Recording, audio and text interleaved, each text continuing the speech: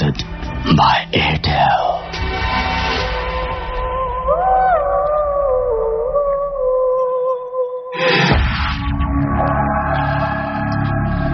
শুনছেন সবসময় রেডিও ফুর্তি করিতে সময় রাত 11টা বেজে 59 আর শুরু হয়ে গেল ভূত এফএম হন্টেড বাই এয়ারটেল। আপনাদের সবাইকে স্বাগত জানাচ্ছি আমি রাফেল এবং আমার সঙ্গে আছেন মাসুম আর আজকের অতিথিরা। আমরা একে একে সবার কাছেই যাব, তার আগে সবাইকে শুভেচ্ছা জানাচ্ছি। আমরা দেখছি যে ঢাকার বাইরে তো শীত পড়ে গেছে, ঢাকাতে অলমোস্ট ঠান্ডা ঠান্ডা ওয়েদার, এবং এই ঠান্ডা ঠান্ডা ওয়েদারে আমার মনে হয় যে ভূত এফএম অনেক বেশি জমবে এবং আপনাদের অনেক অনেক অনেক বেশি আনন্দ দেবে, সেই আশাই করছি। যাই হোক, আমরা প্রতিদিনের মতো আজকেও আপনাদের জানিয়ে দিই যে শুরুতেই আমরা জানিয়ে দিই যে কিভাবে আমাদেরকে SMS পাঠাবেন। আপনাদেরকে SMS পাঠাতে হলে মোবাইলের মেসেজ অপশনে গিয়ে টাইপ করুন SHOUT শাউট স্পেস আপনার নাম স্পেস আপনার মেসেজ পাঠিয়ে দিন 9840 নাম্বারে, আপনার এয়ারটেল নাম্বার থেকে বা অন্য যে কোনো নাম্বার থেকে। আর আমাদের যদি আপনি ইমেইল করতে চান তাহলে ইমেইল করতে গেলে যেটা করতে হবে সেটা হচ্ছে আমাদের ইমেল অ্যাড্রেসটি মনে রাখতে হবে। আর ইমেল অ্যাড্রেসটি হচ্ছে bhootfm@radiofurti.fm which is BHOOTFM@RADIOFOORTI.fm। এখানে নাম, ঠিকানা এবং ফোন নাম্বার সহ আপনার ঘটনাটি আমাদের কাছে পাঠিয়ে দিন। আমরা আজকে একটু দুঃখিতই এই জন্য যে আজকে আমাদের একজন অতিথি তিনি একদম শেষ মুহূর্তে আমাদের জানিয়েছেন তিনি আসতে পারবেন না। তিনি বেসিক্যালি ঢাকার বাইরে থেকে রওনা দিচ্ছিলেন এবং সেই মুহূর্তেই তার একটা অ্যাক্সিডেন্ট হয়, এবং অ্যাক্সিডেন্ট মিনস হচ্ছে তিনি হঠাৎ করে অজ্ঞান হয়ে যান কোনো কারণ ছাড়াই, তার ছেলে আমাদেরকে জানিয়েছেন, এবং সেই কারণে তিনি আসতে পারেননি। যদিও সেই সময়ে জানানোর পরিস্থিতি তাদের ছিল না, তারা একদম শেষ সময় জানিয়েছেন। তো আমাদের হয়তো একজন অতিথি কম নিয়ে আমাদের আজকের ভূত এফএমটা আপনাদেরকে প্রেজেন্ট করতে হবে। যাই হোক, আনফরচুনেটলি যদি আজকে আমাদের এপিসোডটি কেউ মিস করে ফেলেন তাহলে চিন্তার কোনো কারণ নেই, আপনারা আবারও এই এপিসোডটি শুনতে পাবেন। সেই জন্য আপনাকে যেটা করতে হবে, আপনাকে এয়ারটেল এম রেডিওর সাহায্য নিতে হবে। সেই জন্য আপনাকে যেটা করতে হবে, আপনার এয়ারটেল নাম্বার থেকে ডায়াল করতে হবে 4040, সিলেক্ট করতে হবে চ্যানেল 22। তাহলে দেখবেন যে একের পর এক বিভিন্ন এপিসোডের অপশন আপনাকে দেওয়া হচ্ছে। যেই এপিসোডটি আপনি মিস করেছেন বা যে এপিসোডটি আপনি আরো একবার শুনতে চান, সেই এপিসোডটি আপনি একেবারেই নির্দ্বিধায় খুব সহজেই শুনে ফেলতে পারেন। এন্ড আপনি যদি চান যে যেটা এখন মাসুম প্লে করছে ভূত এফএম টিউন, সেটা যদি আপনার কলার টিউন বা মাই টিউন হিসেবে সেট করে ফেলতে, তাহলে যেটা করতে হবে আপনাকে কোড নাম্বারটা মনে রাখতে হবে। আমি কোড নাম্বারটি বলে দিচ্ছি, and the code number is 92125, এবং আপনি অ্যাক্টিভেট করতে পারেন জাস্ট একটা SMS পাঠানোর মাধ্যমেই। আপনার মোবাইলের মেসেজ অপশনে গিয়ে টাইপ করুন CT স্পেস দিয়ে আর লিখুন 92125, এবং এই SMSটি সেন্ড করুন 3123 নাম্বারে। আমরা এর আগেও বলছি যে আমাদের এই অফিসেই এরকম নানান ধরনের ঘটনা ঘটে, যে সমস্ত ঘটনার সম্মুখীন আমাদের এখানে অনেকেই হচ্ছে। ইনফ্যাক্ট এখানে মাসুম মিউজিক করছে, ও হয়েছে, এবং রিসেন্টলি আমাদের ড্রাইভার যিনি আমাদের অতিথিদের মূলত রাতের বেলায় সহি সালামতে বাসায় পৌঁছে দেন, তার ক্ষেত্রেও এরকম একটা ঘটনা ঘটেছে আর কি। এবং তিনি কিছুদিন আগে যখন একা শুয়েছিলেন, ঠিক সেই মুহূর্তে হঠাৎ করে তার মনে হয় যে তার নিঃশ্বাস বন্ধ হয়ে আসছে, ঘুমের মাঝখানে তার একটা অদ্ভুত অনুভূতি হয়। এবং আমরা সবাই জানি যে আমাদের স্টেশনের লাইটগুলো সবসময় জ্বালানো থাকে, তারপর তার কাছে মনে হয়েছিল যে সমস্ত লাইট অফ হয়ে গেছে, প্রচন্ড অন্ধকার, কোনো একটা কিছু তাকে চেপে ধরছে। এবং তিনি যখন সূরা পড়েন, সূরা পড়ার পরে তারপরে দেখা যায় যে আস্তে আস্তে সেই অবস্থা থেকে তিনি বেরিয়ে আসেন। কিন্তু অনেকক্ষণ এরকম হয়েছে তার, এবং অনেকটা সময় পর্যন্ত এরকম হয়েছে। আমি আজকে শোর আগে একটু আগে আমি এরকম এই ঘটনাটা শুনলাম, এবং শুনে আমার খুব অদ্ভুত লাগলো যে একে সবাই হয়েছে। এবং মাসুমের যেন কি হয়েছিল একটা, এখানে এরকম একটা ঘটনা মনে হয় মাসুমেরও ঘটেছিল কোনো একটা দিন, হঠাৎ করে একদম অপ্রস্তুত অবস্থার মধ্যে এরকম একটা ঘটনা ঘটে গেছিল, তাই না? আমি তখন এমন যদি হতো যে আমি জেগে নাই, আমি ফোনে কথা বলতেছি, এর মধ্যে আমি আমার হাত নাড়াতে পারছি না, হাত কোনোভাবে আমি সামনে আনতে পারতেছি না। কিছুক্ষণ ভাবলো যে এত ভারী, আমার বুকের উপরে বসে আছে কেউ, আমি উঠে আর দাঁড়াতে পারতেছি না। ওই দিক থেকে ফোনে বলেছে হ্যালো হ্যালো করে যাচ্ছে, আমি কোনো অ্যান্সার দিতে পারতেছি না। এবং এটা তো আমাদের এখানে অনেকক্ষণ, এবং এটা হচ্ছে কোনো সময় নাই আসলে। আমি কোনোভাবেই হাত আমার সামনে আনতে পারতেছি না। আমার মাথার হাতের উপর দিয়ে শুয়েছিলাম, শুয়ে ফোনে কথা বলছি, রেস্ট নিয়ে তারপরে উঠবো। কোনো কোনো অপশন ছিল না। সেটাই আমাদের এরকম ঘটনা মাঝে মাঝে এরকম সম্মুখীন হতে হয়। আমি একটা জিনিস নিয়ে সবসময় চিন্তিত আসলে, যে হঠাৎ করে যদি আপনি দেখেন আপনার সেই চিরপরিচিত রুমটায় বা চিরপরিচিত বাসাটায় হঠাৎ করে একটা অপরিচিত লোকের মানে একটা যে আগন্তুকের আগমন ঘটেছে, তাহলে কিরকম লাগবে? হঠাৎ করে যে দেখেন যে যাকে চেনেন না জানেন না, সে হঠাৎ করে আপনার দরজার বাইরে বসে আছে, বা আপনার ঘরের মধ্যে আপনার খালি চেয়ারটায় বসে আছেন, বা বাসায় ডাইনিং টেবিলে বসে আছেন, বা রান্নাঘরে কাজ করছেন, সেরকম যে অপরিচিত কাউকে যদি হঠাৎ করে বাসায় দেখেই ফেলেন, তাহলে কি পরিস্থিতি হবে? আমার মাঝে মাঝে মনে হয় যে এই মুহূর্তেই কিছুক্ষণের মধ্যে হয়তো অপরিচিত কোনো একজনকে আমি দেখবো সামনাসামনি, হঠাৎ করে মুখোমুখি হয়ে যাব। কিভাবে আসছেন তিনি, কোথা থেকে এসেছেন কিচ্ছু জানি না, বাট দেখে ফেলবো।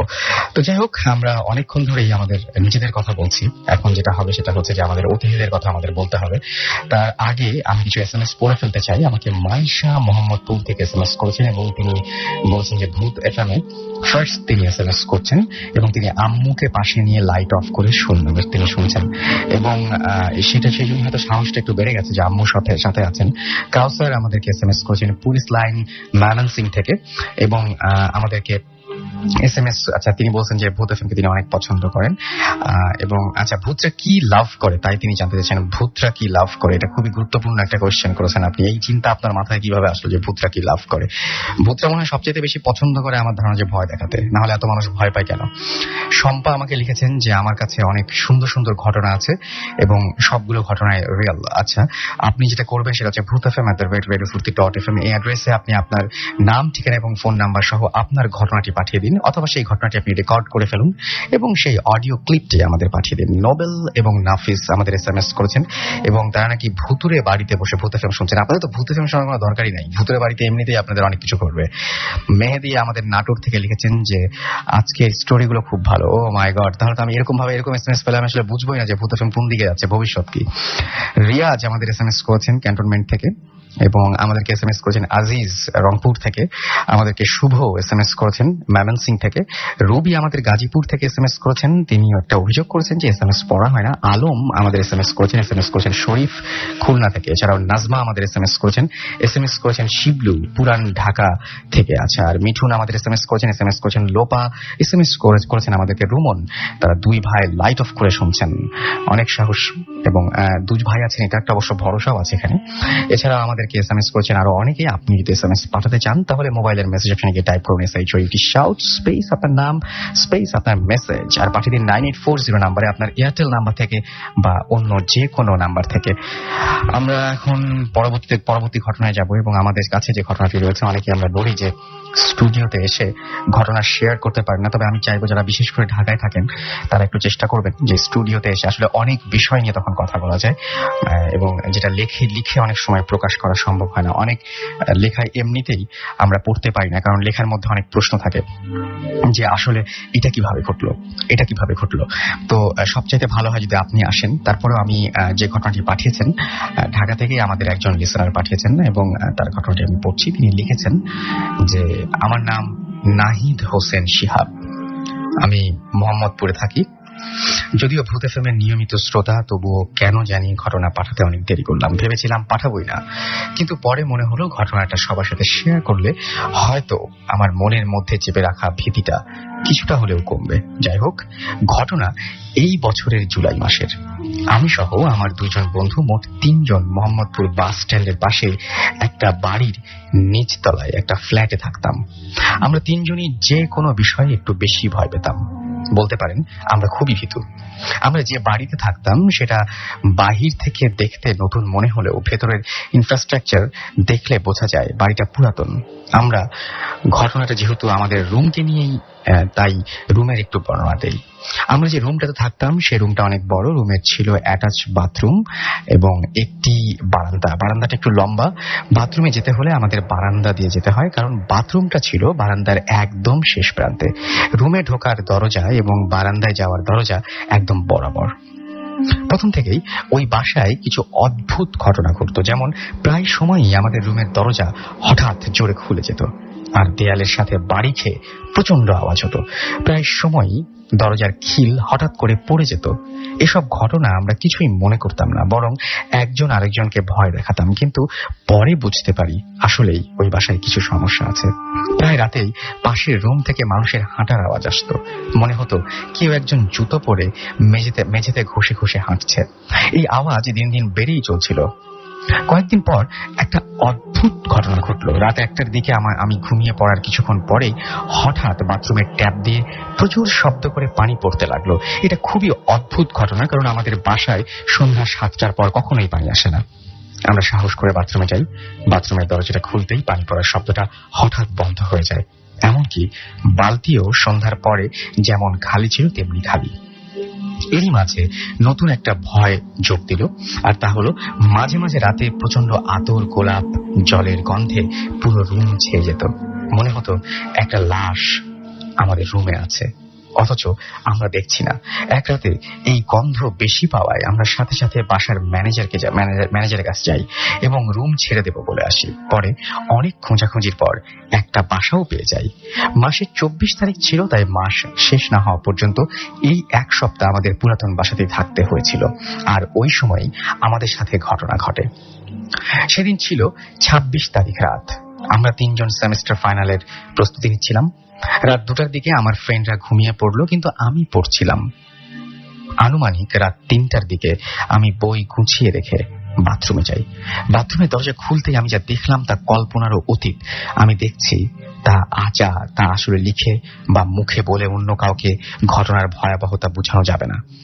আমি দেখলাম একটা মধ্যবয়সী মহিলা বাথরুমের দরজার একদম পাশেই বসে আমার দিকে আর চোখে তাকিয়ে আছে। মাত্র 1.5 হাত দূরে থাকা সত্ত্বেও আমি মহিলাটা ঠিক বর্ণনা দিতে পারবো না। এর কারণ হিসেবে বলা যায় আমি মহিলাটিকে দেখছিলাম মাত্র 3-4 সেকেন্ডের জন্য। তবে মহিলাটি দেখতে নর্মাল মানুষের মতোই ছিল, শুধু চেহারাটা ছিল বিশ্রী কালো। আমি মহিলাটিকে দেখে এতই ভয় পেয়েছিলাম যে আমি প্রচন্ড চিৎকার দিয়ে পিছিয়ে যেতে বারান্দার গ্রিলের সাথে মাথায় প্রচন্ড ধাক্কা খাই এবং ফ্লোরে পড়ে যাই। আমি ঠিক সেন্সলেস হই না, কিন্তু অনেকটা প্যারালাইজড মতো হয়ে যায়। আমি প্রচন্ড কাঁপতে থাকি এবং আমার সমস্ত শক্তি দিয়ে হামাগুড়ি দিয়ে ভেতরে চলে যাওয়ার চেষ্টা করি। তখন আমার বন্ধুরা দৌড়ে বারান্দায় আসে এবং আমার চেহারা দেখে ওরা ধারণা করে ফেলেছিল যে আমার সাথে কি হয়েছিল। আমি ভয়ে কথা বলতে পারছিলাম না, শুধু ইশারা করে বাথরুমে গিয়ে দেখতে বলি। ওরা আমার থেকে বেশি ভয় পেয়েছিল, তাই কেউ সাহস করে বাথরুম চেক করেনি। ওরা আমাকে টেনে জলদি রুমে ঢুকে সব দরজা জানালা বন্ধ করে দিয়েছিল। সে রাতটা আমাদের কিভাবে পার হয়েছিল তা বর্ণনা করা কঠিন। আমরা এই ঘটনা মেস ম্যানেজারের সাথে শেয়ার করি, কিন্তু উনি বিশ্বাস করেও না করার অভিনয় করেনি। কারণ আমাদের ধারণা মেসের নতুন মেম্বাররা যাতে ভয় পেয়ে মেস না ছাড়ে, তিনি সেই জন্য এটা করছেন। যাই হোক, আমরা সবাই পরের দিন সকালেই অন্য এক ফ্রেন্ডের বাসায় চলে গিয়েছিলাম। আজও ওই ঘটনা মনে পড়লে আমার শরীর শিউরে ওঠে। এই ছিল ঘটনা। এবং আমি একটু আগে বলছিলাম যে হঠাৎ করে যদি আপনি বাসার কোথাও বা বাড়ির কোথাও যদি হঠাৎ করে এরকম কোন একটা অনাকাঙ্ক্ষিত মুহূর্ত যদি আপনার জীবনে আসে এবং আপনি যদি হুট করে কাউকে দেখে ফেলেন, তাহলে কি হবে? আসলে ব্যাপারটা কিন্তু বেশ ভয়াবহ, যেটা শিহাবের সাথে ঘটেছে। যাই হোক, আমি চাই যে আপনাদের সাথে এরকম ঘটনা না ঘটুক। তবে যে সমস্ত ঘটনা ঘটে গেছে সেটা যেহেতু আমরা দায়ী নই, সুতরাং সেই সমস্ত ঘটনা আপনারা আমাদের লিখেই পাঠাতে পারেন। এবং সেজন্য আমাদের ইমেল অ্যাড্রেসটি আরো একবার আপনাদের মনে করিয়ে দিতে চাই, bhootfm@radiofurti.fm, which is bhootfm@radioforti.fm। এখানে আপনারা পাঠিয়ে দিন। এর মধ্যে বেশ কিছু SMS অলরেডি চলে এসছে। কাউসার আমাদের SMS করেছেন এবং অনেক কষ্ট করে তিনি SMS করেন সেটা জানিয়েছেন। এবং তিনি বলেন যে তার SMS-টা পড়া হয় না, তিনি খরচ করে SMS পাঠাচ্ছেন। এই জন্য সেটাই আমি আপনার SMS-টা পড়ে ফেললাম, বাট আমি খুবই সরি যদি আপনি SMS পাঠিয়ে থাকেন এবং আপনার SMS না পড়া হয়, যদিও সেটা আমার দোষ না। তারপরে আমি আপনার কাছে আমার দুঃখ প্রকাশ করছি আন্তরিকভাবে। ফাল্গুনি আমাদের SMS করেছেন এবং আমাদেরকে SMS করেছেন আরিফ, এবং আমাদের SMS করেছেন তার নাম হচ্ছে সেতু, ডেমরা থেকে। দিগন্ত আমাদের SMS করেছেন রাজশাহী থেকে। আমাদের সাবিত SMS করেছেন আলমাস, SMS করেছেন রুহুল মাটিকাটা থেকে। এবং তিনি বলছেন যে আজকে ঘরে একা খুব ভয় করছে তার। লাইট অফ করে তিনি শুনছেন। মিরাজ আমাদের এসএমএস করেছেন এবং লাইট অফ করে যারা শুনছেন তাদেরকে যে বলবো জাস্ট মানে আপনারা একটু মানে ধৈর্য ধরে শোনেন। আমার মনে হয় যে খারাপ লাগবে না শেষ পর্যন্ত, লাইটটা জ্বালিয়ে ফেলবেন না কিন্তু। কলি আমাদের এসএমএস করেছেন আমাদেরকে সাকিব, এসএমএস করেছেন আমাদেরকে আফিয়া, এসএমএস করেছেন নিপুণ, সজীব, মুকুল, উজ্জ্বল, এসএমএস করেছেন আমাদেরকে আরো অনেকে। আপনি যদি এসএমএস পাঠাতে চান তাহলে মোবাইলের মেসেজ অপশনে গিয়ে টাইপ করুন SHOUT শাউট স্পেস আপনার নাম স্পেস আপনার মেসেজ আর পাঠিয়ে দিন 9840 নাম্বারে। আমরা চলে যাচ্ছি আমাদের গেস্টের কাছে। প্রথম যে গেস্ট রয়েছেন তার কাছে আমরা ঘটনা শুনবো। প্রথমে জানতে চাইবো আপনি কোথা থেকে এসেছেন, আপনার নাম কি? থ্যাংক ইউ রাসেল ভাই। আমি নাইম, মালিবাগ থেকে আসছি। আমি একটি বেসরকারি ব্যাংকে কর্মরত আছি। স্টোরিতে চলে যাই রাসেল ভাই। জি প্লিজ।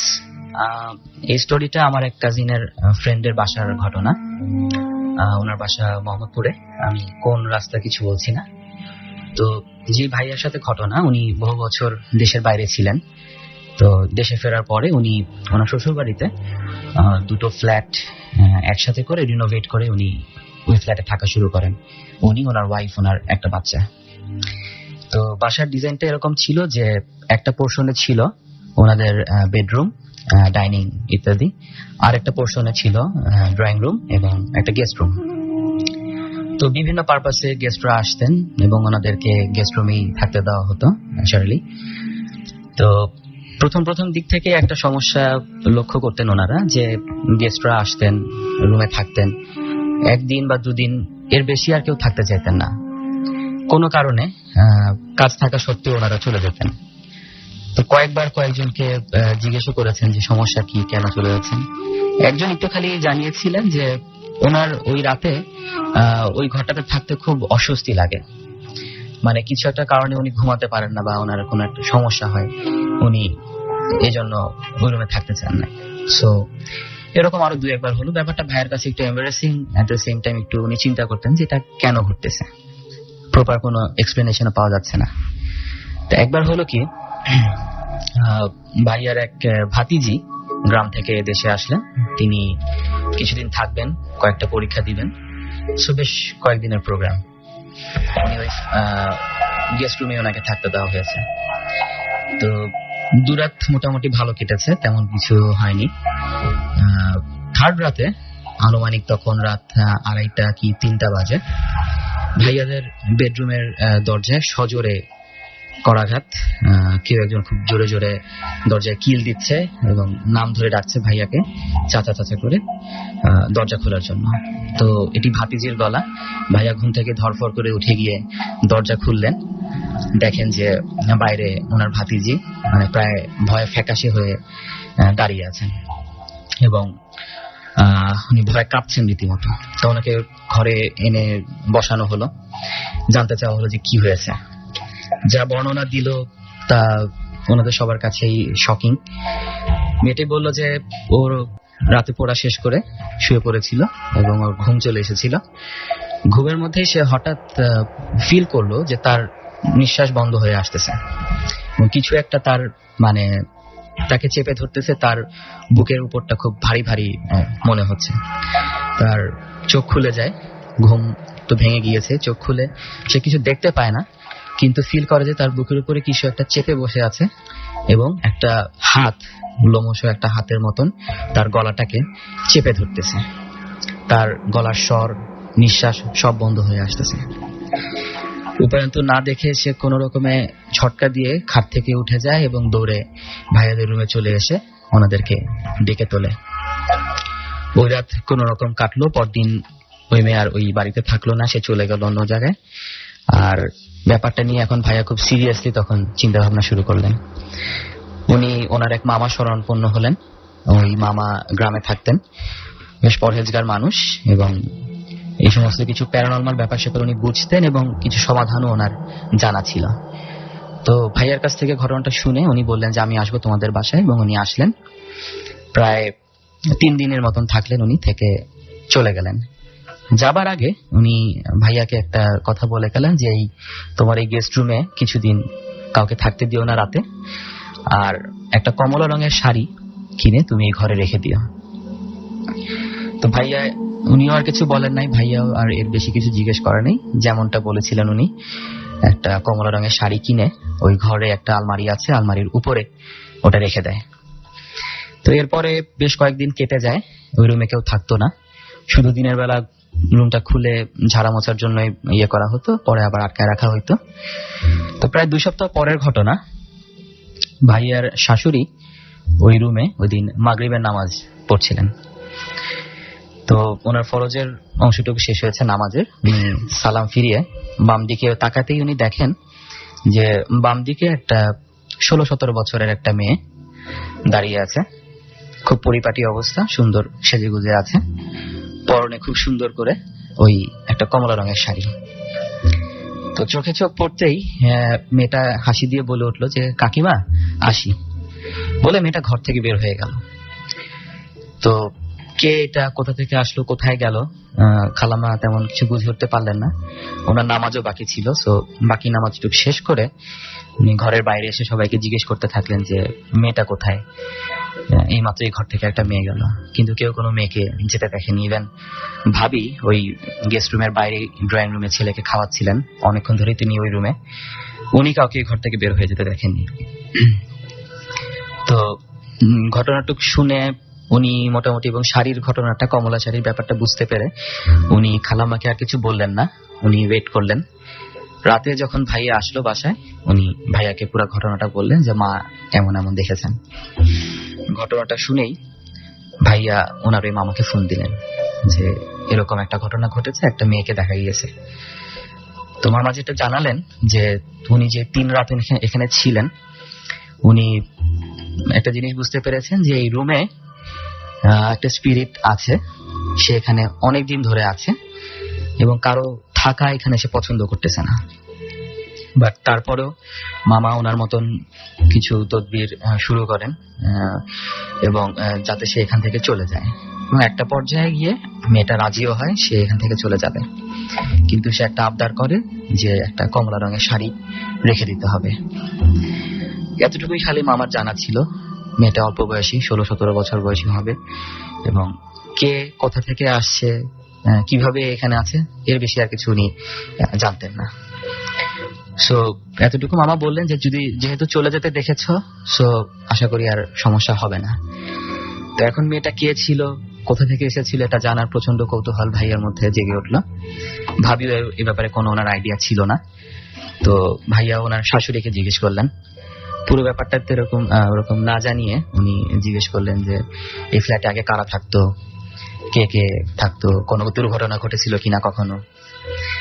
তো প্রায় স্মৃতির পাথা ঘেটে খালাম্মা একটা ইয়ে জানালেন যে এটা প্রায় 15-16 বছর আগের ঘটনা।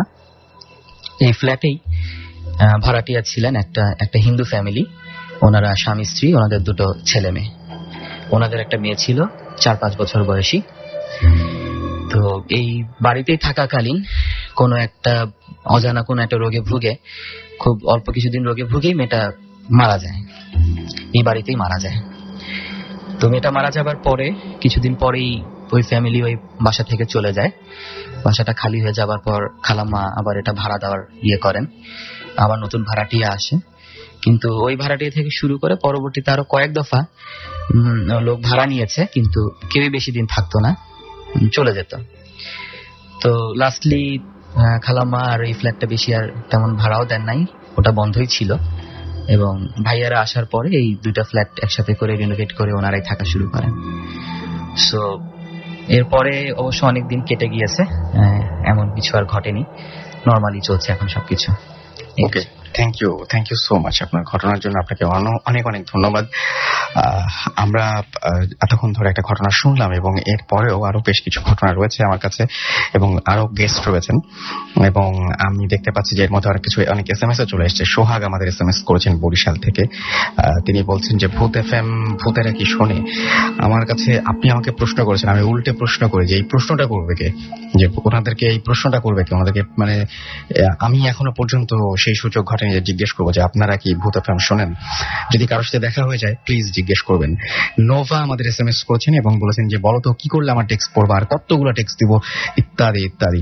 ব্যাপারটা হচ্ছে যে এই পর্যন্তই, মানে SMS-টা এই পর্যন্ত, যে টেক্সট পড়া হয়নি এবং টেক্সট পড়তে বলেছেন, এবং এই টেক্সটটা পড়ার কথা বলে তিনি SMS শেষ করেছেন। SMS এ এছাড়া আর কোনো কথা নেই। তারপরে পড়লাম, হয়তো মানে কি বলবো, যে পড়লাম আর কি। ফরহাদ আমাদের SMS করেছেন, তারা 4 জন মিলে কক্সবাজার যাচ্ছেন এবং তারা শুনছেন ভূত FM, তাদের কাছে অনেক বেশি ভালো লাগছে। আমার মনে হয় যে আজকে আপনাদের জার্নিটা অনেক সুন্দর হবে। আনিশা SMS করেছেন, তিনি বলেছেন যে আমি আমার বোন আরিশা এবং আমার জিজু এবং বর 4 জন মিলে ভূত FM শুনছি। রায়হান লিখেছেন আমি আমার মেসেজ পড়েন না। ওকে, সামিও ঠিক একইভাবে অভিযোগ করেছেন, ঠিক একইভাবে SMS এ অভিযোগ ছাড়া আর কিছু নেই। মিল্টন নরসিংদী থেকে আমাদের SMS করেছেন এবং তিনি বলেছেন যে আমি আর আমার ওয়াইফ মিলে একসাথে ভূত FM শুনছি, এবং তিনি লিখেছেন যে ওনার ওয়াইফ ভয় পেতে চান না। আচ্ছা, আমরাও ভয় দিতে চাই, সুতরাং আমরা মোটামুটি এক গোত্রের আর কি। অহিদাম ইমরান আমাদের SMS করেছেন বরিশাল থেকে। তারিকুল আমাদের SMS করেছেন আমাদেরকে, দেখতে পাচ্ছি আমাদেরকে বিপ্লব মিরপুর 12 থেকে আমাদেরকে, এছাড়াও SMS করেছেন মিস্টার 18 ময়মনসিংহ থেকে, আমাদের SMS করেছেন আতিক ঢাকা কলেজ থেকে, রুবেল আমাদেরকে SMS করেছেন আমাদেরকে ফেরদৌস খুলনা BL কলেজ থেকে, এছাড়াও ইথার আমাদের SMS করেছেন মেহেদি রায়হান বরিশাল থেকে, অলিভ আমাদের SMS করেছেন প্রান্ত, SMS করেছেন সালাউদ্দিন এবং সাকিব সহ আরো অনেকে। আপনি যদি SMS পাঠাতে চান তাহলে মোবাইলের মেসেজ অপশনে গিয়ে টাইপ করুন SHOUT শাউট স্পেস আপনার নাম স্পেস আপনার মেসেজ, পাঠিয়ে দিন 9840 নম্বরে। পরবর্তী ঘটনায় তো যাবোই, তবে তার একটা ছোট্ট বিজ্ঞাপন বিরতি আমাদের নিতে হবে, বাট আপনারা কোথাও যাবেন না, কারণ ছোট্ট বিজ্ঞাপন বিরতির পরে আমরা ফিরে আসছি। সো স্টে টিউনড রেডিও ফুর্তি এন্ড ডোন্ট স্টপ দ্য ফুর্তি।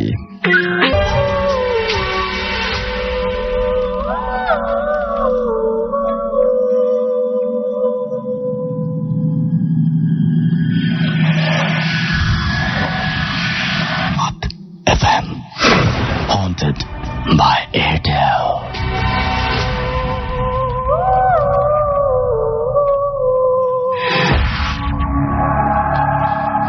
শুনছেন সবসময় রেডিও ফুর্তি, আর চলছে ভূত FM হন্টেড বাই এয়ারটেল। আমি রাসেল আছি সাথে, এবং আমার সঙ্গে রয়েছে মাসুম, আর সেই সাথে আজকের অতিথিরা। আপনারা অনেকেই দেখছেন যে ধীরে ধীরে ঠান্ডা পড়ে যাচ্ছে, এবং ঠান্ডা অলরেডি চলে আসছে। ঋতুর এই পরিবর্তনটার সময় খুব অদ্ভুত লাগে, এবং আস্তে আস্তে বোঝা যায় যে একটা ঋতু থেকে আমরা আরেকটা ঋতুর দিকে যাচ্ছি। বাংলাদেশে আসলে গরম এবং বৃষ্টি আর শীত, এই তিনটাই খুব বেশি রকমের, মানে বোঝা যায়, জানান দিয়ে আসে এবং জানান দিয়ে যায়। তো আশা করছি যে আপনারা সবাই এনজয় করছেন এরকম একটা ওয়েদারে। আমি আরো একটা ঘটনায় যাব। আমাদের কাছে আরো একজন লিসেনার এই ঘটনাটি পাঠিয়েছেন, তিনি হচ্ছেন অর্ণব চৌধুরী। তিনি তুষারধারা থেকে SMS-টি পাঠিয়েছেন, তো আমি তার SMS-টি পড়ছি। লিখেছেন, আসসালামু আলাইকুম, কেমন আছেন? আমি জানি আপনি সবসময় ভালো থাকেন এবং ভালো তলে, আর আমি সবসময় ভালো থাকার চেষ্টা করি। আমি ভূত সংক্রান্ত কোনো বিষয়কে ঘটনা বা কাহিনী বলতে নারাজ, তাই ব্যাপারটা বলছি। আমি নিশির ভাষায় বলছি, মানে নিশি একজন যার ঘটনাটি আর কি। আমার ঘুম রাত 2:30 ভেঙে যায়। ঘুম ভাঙার পর দেখি আমার ঘরের লাইট বন্ধ, কিন্তু বাবা মা ও ভাইয়ার ঘরের লাইট জ্বলছে। দেখে আমি অবাক হই, এত রাত্রে লাইট জ্বলবে। লাইট জ্বলার কারণ জানার জন্য আমি উঠি। আমি ওঠার পরে বুঝতে পারি ঘরে অনেক মানুষ, প্রতিবেশী, সবাই এত রাত্রে কেন ঘরে, আবার সবাই কাঁদছে, কেন কাঁদছে। তারপর আমার চোখ যায় ডাইনিং রুমের টেবিলের পাশে। টেবিলের পাশের মাটিতে লম্বা করে সাদা কাপড় দিয়ে কি যেন ঢাকা। সাদা কাপড় সরিয়ে দেখি আমি শুয়ে আছি, তার মানে আমি মারা গেছি। তাহলে আমি কে? আমি সবাইকে বলছি যে আমি জীবিত, কিন্তু আমাকে কেউ দেখছে না, আমি অদৃশ্য হয়ে আছি। পরে আমি লাশের গাড়ি করে গোরস্থানে যাই। দাফন শেষ করে ফেরার পথে আমাকে পেছন দিক থেকে কে যেন ডাকে। পেছন ফিরে দেখি আমি কবর থেকে উঠে দাঁড়িয়ে আছি, এবং আমার, অর্থাৎ যে আমি মারা গিয়েছি, তার পাশে এক বুড়িমা। বুড়িমা আমার হাতে পুরনো কাপড়ে পেঁচানো কি যেন দিয়ে বলে, ঘরে গিয়ে খুলবি। আমি সম্মতি সূচক মাথা নাড়তেই তারা অদৃশ্য হয়ে যায়। সকাল 6টায় আমার ঘুম ভাঙলে আমি আমাকে খাটে আবিষ্কার করি। আমি ভাবি সব স্বপ্ন দেখছি। রাতের কথা কাউকে না বলে সকালের নাস্তা করে ইউনিভার্সিটি যাই। বিকেলে ঘরে ফিরি।